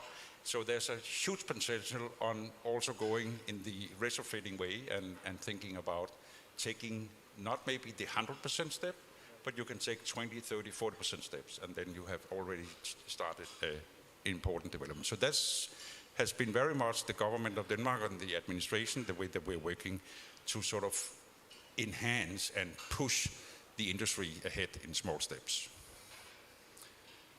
Finally, I will say, we have already discussed today in the previous panel ammonia, and we know that when ships want to use ammonia, there are huge challenges in terms of regulatory framework, because we don't have a regulatory framework on what kind of safety standards should we have for allowing a ship to use ammonia. The same goes, for instance, by methanol. There are no international standards for using methanol as fuel. And when it comes to hydrogen in fuel cells, we don't have any standards. So what we have realized in Denmark is that we see some of the shipping companies and different ferry lines, they come with different solutions, being it 100% electrical driven. We don't have international standards for that either. They come with ammonia as fuel, they come with methanol, or something completely different that we haven't seen before. Then we found out that we need to establish a way of work where the shipping company or the manufacturer can actually get into a dialogue with the Danish Maritime Authority, so we can find how we can approve that even though we don't have an international set of rules. So, and we call that DMA Regulatory Future Lab, and just for your information, we do not just see green technology in terms of new fuel, new engines, we also see digitalization and many other kind of things. So I believe very much that we will see in the coming decade a lot of technology coming in, and I think it has never been more important, and we have to work together, both government and industry, but also government to government like Indonesia and Denmark, and then in the end being prepared and feed into the regulatory framework that we have to establish in IMO. So with this, I hope it gave you an insight in the thinking that we have in Denmark. I think a lot is going on, and I think we are quite much up to the task, but there are many challenges ahead without doubt. But the way ahead is working together. So with this, thank you very much. Thank you. Thank you very much, Bapak Andreas Nordstedt. So now I guess we can open the question and answer session. If there's any question from the audience, please do raise your hands and maybe mention your name and institution where you're from. Anyone with question?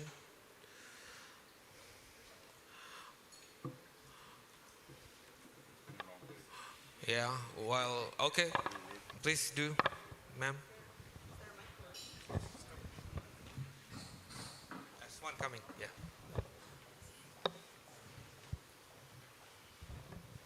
And this may, it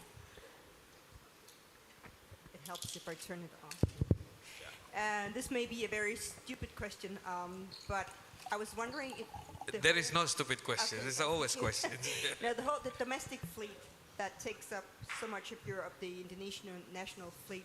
So is that fleet basically part of the NDCs, not so your own national target, not an international one?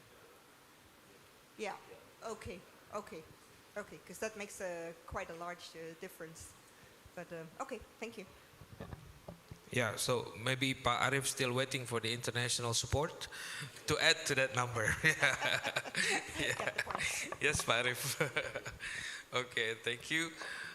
Any more question, please? Bapak, yeah.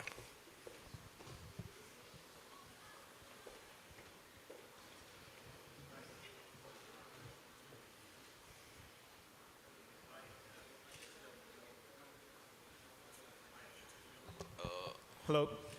Yeah. Hi, my name is Nainan Biju. I'm from the World Bank. My question is to Andreas. How do you support the private sector, the smaller vessel operators, if they have a plan to or an interest to decarbonize? How does the government support the smaller private sector operators? Thank you. You mean in Denmark, yeah? In Denmark. Yeah. Well, there's a very great reluctance in direct financing. So I would say that what the government, the normal approach is the government sort of facilitates and ensure that there's a framework where it makes it possible. But funding for a normal commercial operator would be in 95% of the cases they will be sort of referred to the market and find funding in the market. Then there are some few special funding methods. If you have a new business idea, then you can get more risk-willing capital, which is partly Danish funded.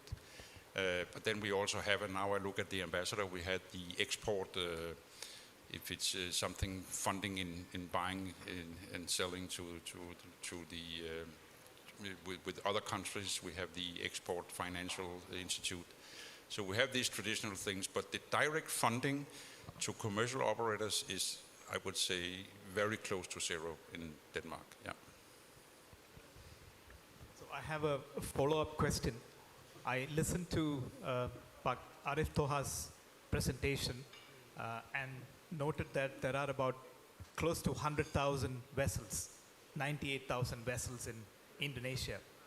How do you have any advice how the government of Indonesia can support the decarbonization of that? Any ideas taking some of the experiences from Denmark or other countries which you're aware of? I'm quite sure. I definitely have several ideas, and that's why we actually already have a partnership between Denmark and Indonesia, and we are aiming on expanding that. I would still say that it's like how do you eat an elephant? It's like you take one bite at a time. So it's about identifying places where you can actually establish a positive business case, and I think that's and I think that's one of the important thing and very interesting thing is that in some of these greening projects, it actually has proven itself that there's a positive business case attached to it. For instance, I mentioned frequency control fuel pumps. The expense you have on changing your fuel pumps into these modern fuel pumps, actually there's a positive business case, return on investments in 1 to 2 years. That's just one example. So very much I think that it's about collecting this knowledge and sharing it, making it available and demonstrating that way, and I would say that that's the way we work, at least in Denmark, and I think also Indonesia is have already taken that step also. So we look very much forward to work with Indonesia and establishing these different kind of pilot projects and showcase how it can be done. I would say even in Denmark, which is much smaller in terms of numbers than Indonesia, we would not be able to oversee and say, okay, 2,500 fishing ships, how are we going to do that? No, we have to take one ship at a time, and then it will expand by itself if the business model is good. Yeah. Thank you, Bapak Andres. Yeah, as Pa Arif was pointing out in his presentation, Indonesia has sectors where efficiencies and savings can be done. And also from the Denmark side, Pa Andreas shown that creativity is there, the range of creativities is unlimited, as much or as many creativities you can collect to maximize the saving so that emission can be reduced. That's just how much you can get out of it. And for example, there was a 100% battery-powered ship. I think that's one example that can be fit for Indonesian ferry, because we have a lot of ferry location that needs ferry. 100% battery is safe because they're close to both sides of the lane, and also the retrofits can always be done anywhere. We have a lot of old ships, Arif pointed out, so it's just about creativity. So please do next question if we have. Anyone? Please in the back. Yeah.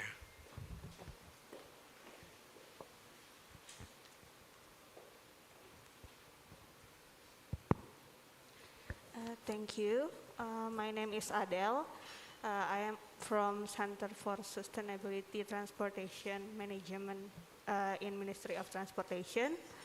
I would like to ask Mr. Andreas, from your presentation, what mitigation actions contributed the most in reducing GHG emissions in Denmark?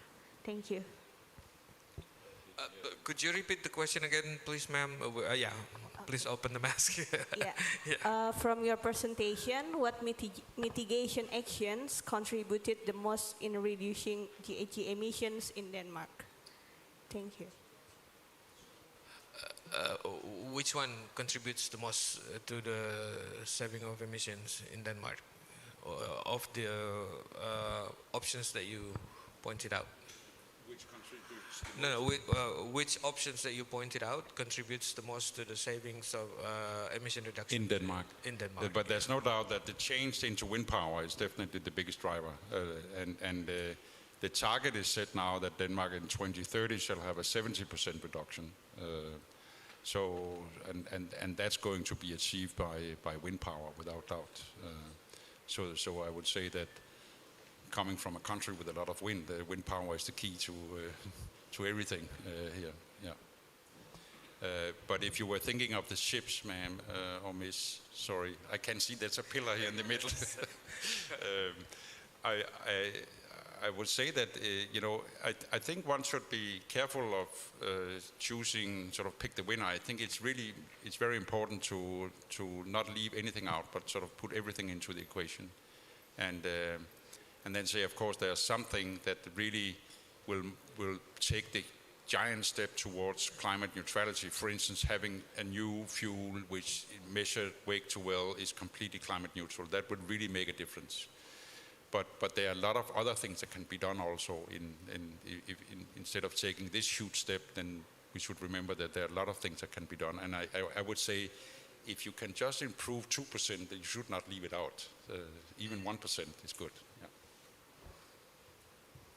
Thank you.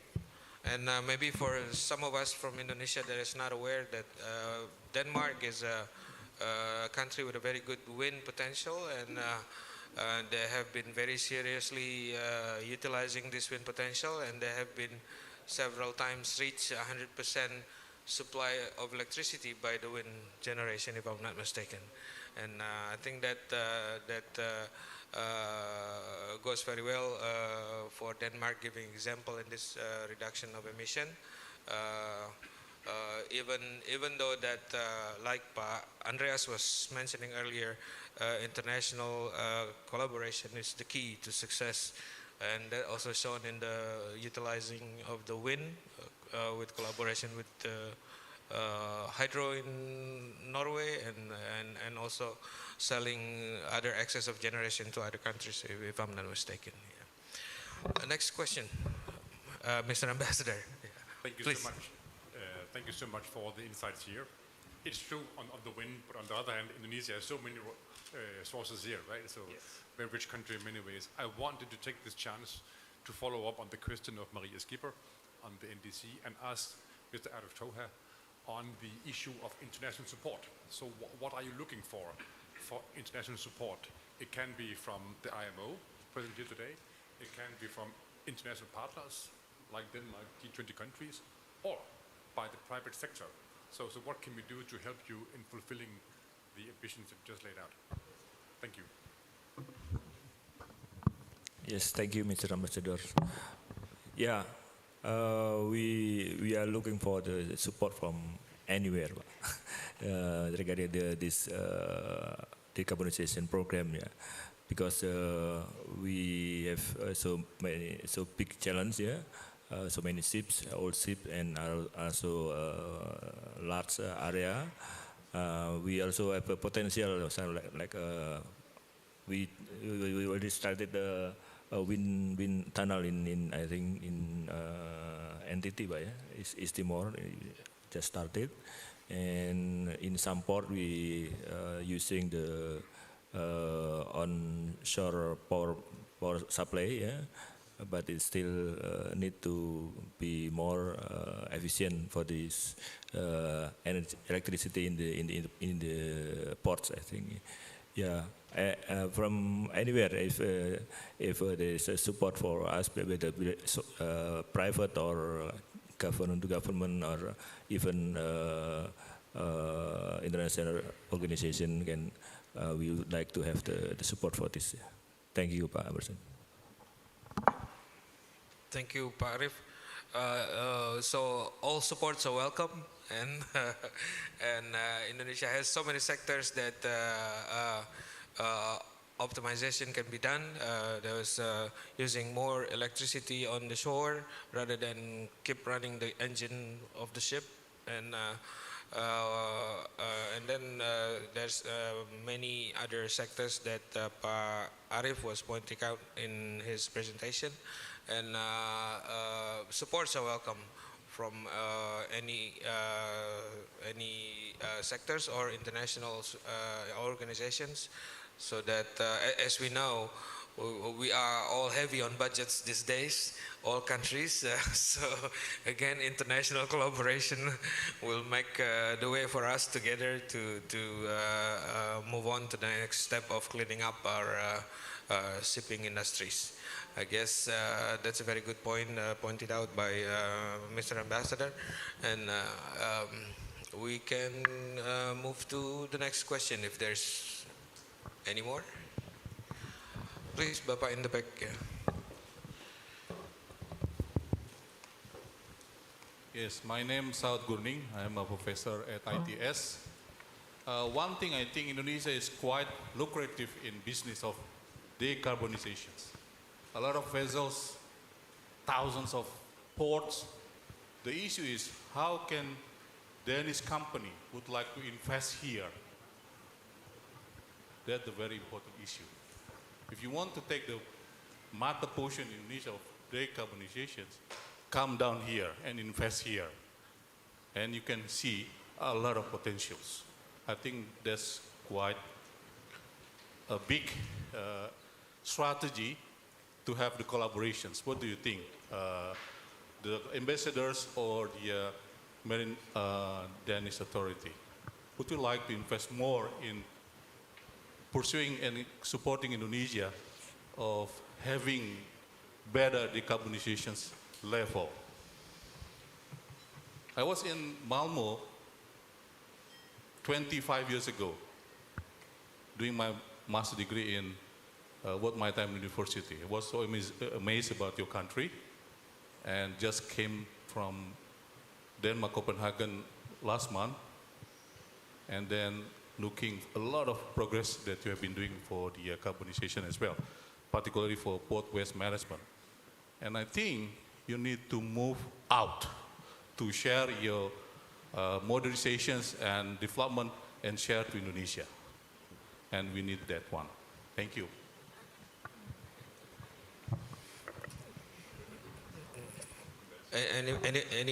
Anyone want to comment, please?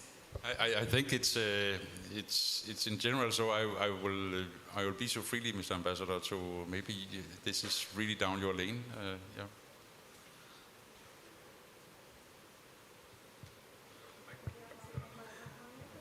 Microphone, please, for Bapak Ambassador. Well, thank you so much for that question. I completely agree with the premise of that.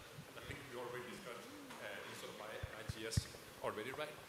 I think there is an abundance of possible business partnerships that are viable here.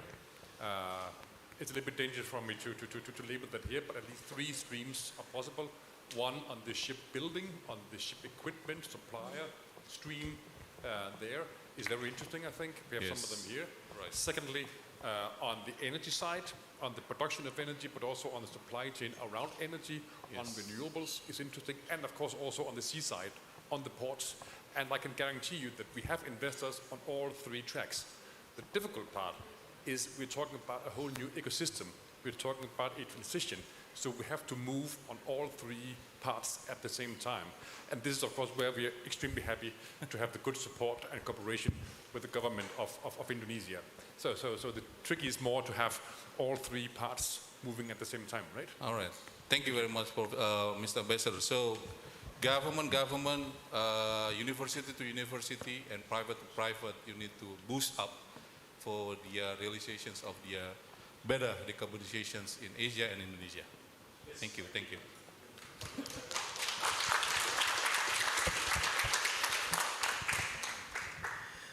Thank you. Any more questions or any more comments from audience? A quick question for me. So, please. I was explaining during the panel earlier that we are addressing the ecosystem of the port infrastructure. We can deliver electric for PLN, for the port with shore power, but we can produce also in the meantime green hydrogen for vessels, for example. So we are looking at Eastern Indonesia. In NTT, for example, you have Kupang, Rote. It can be a suitable route for such application to use green hydrogen as a fuel and to decarbonize the grid in the meantime. My comment and then my question is that when we look at such projects, it involves many stakeholders. Local level with the Bupati, regional level with the governor, but national level also with key ministries like yours, PLN. What would be your advice to help the coordination among all those stakeholders, considering the scale of the country? It can be a challenge, whether we need to focus on the Ministry of Transportation, the coordinating Ministry of Maritime Affairs and Investments, maybe BAPENAS, maybe BKPM, I don't know. So this is my question. What would be your advice for coordinating all those stakeholders?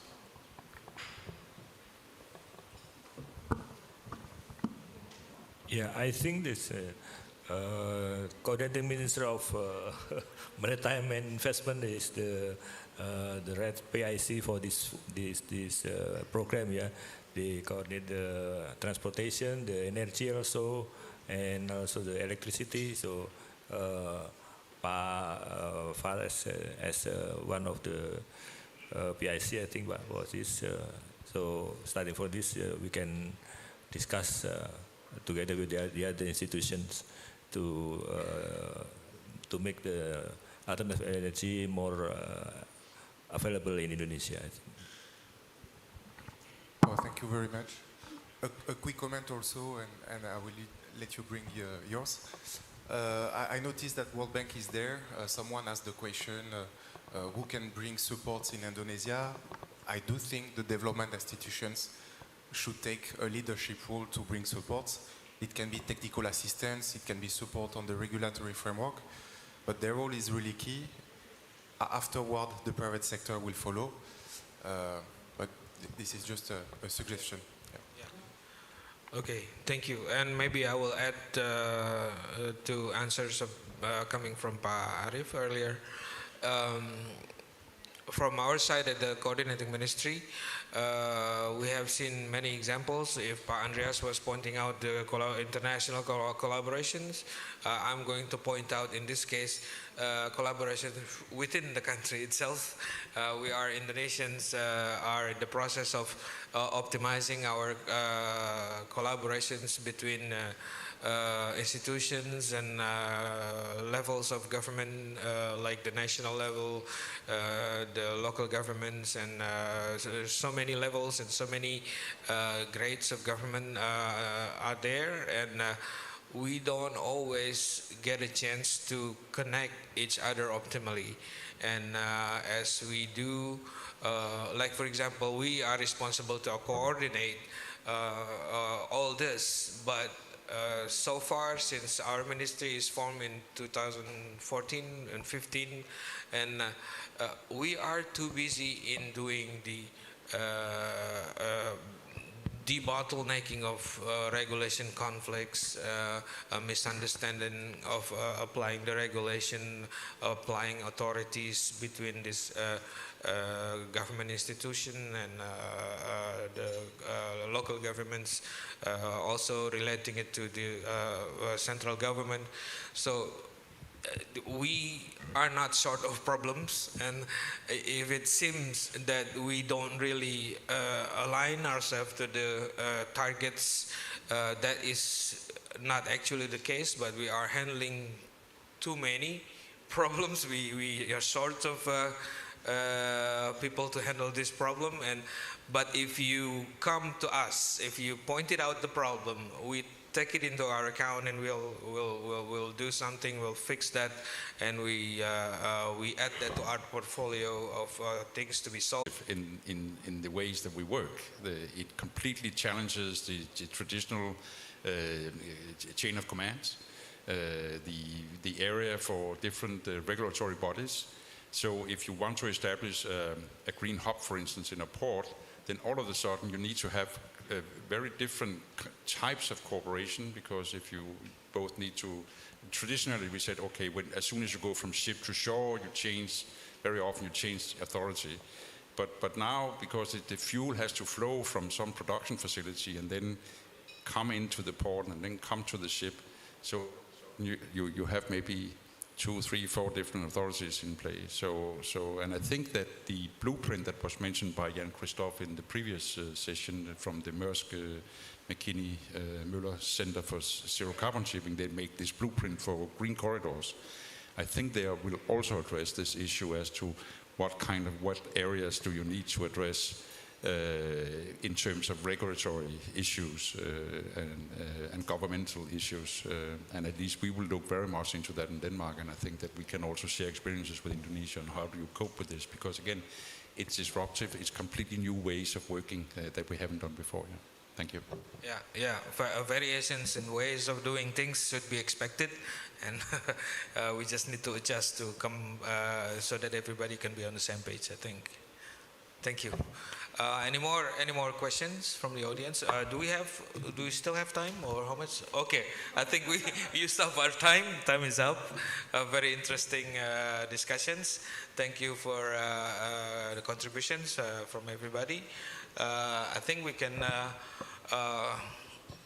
close with remarks that Indonesia has a very open mindset to accept support from international in reducing this emission in the shipping sectors, in the shipping industries. And Indonesia has set the targets. Indonesia, Pak Harif also pointed out there are many sectors that this can be done, and technologies are there to support, and creativity is also needed, and internal collaboration that is done the right way is necessary to be defined there. And hope we, from this discussion today, we have been here a whole day, can be used to come up with something fruitful to support all this movement that we are in it together for the decarbonizing of the shipping industries. Thank you very much. I will give the time back to the MC. Thank you very much. Once again, please give a big round of applause for this very insightful session. Kami persilakan untuk kembali, Bapak. Terima kasih sekali lagi kami ucapkan. Thank you very much for a very insightful session to our two speakers representing the approach of the government of Indonesia and Denmark. And thank you so much to the moderator as well. Ladies and gentlemen, our discussion on the role of government in shipping decarbonization marks the end of our agenda for today. We have participated in the first high-level plenary meeting on how shipping can become part of the global energy transition, followed by a panel discussion which highlighted the transition to a clean energy shipping sector. And in addition, we have listened to the role of government from the perspective of Indonesia and Denmark, as well as the importance of international collaboration. Thank you very much for your participation. Allow me to share some announcements, ladies and gentlemen. After this, we invite you to join us for a networking dinner hosted by IMO and Denmark at Puri Bali restaurant here at the Melia Hotel Nusa Dua Bali. The dress code is smart casual, and networking dinner starts at 6:30 p.m. Once again, we would like to invite you to join us for a networking dinner. And the agenda and discussion for this international conference will be continued tomorrow at 7:45 a.m. starting with registration and followed by a presentation. And we would like to remind you as well to check out before attending the conference tomorrow, as the checkout time is by 12 noon at the latest.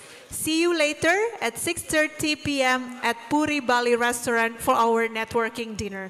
Thank you very much.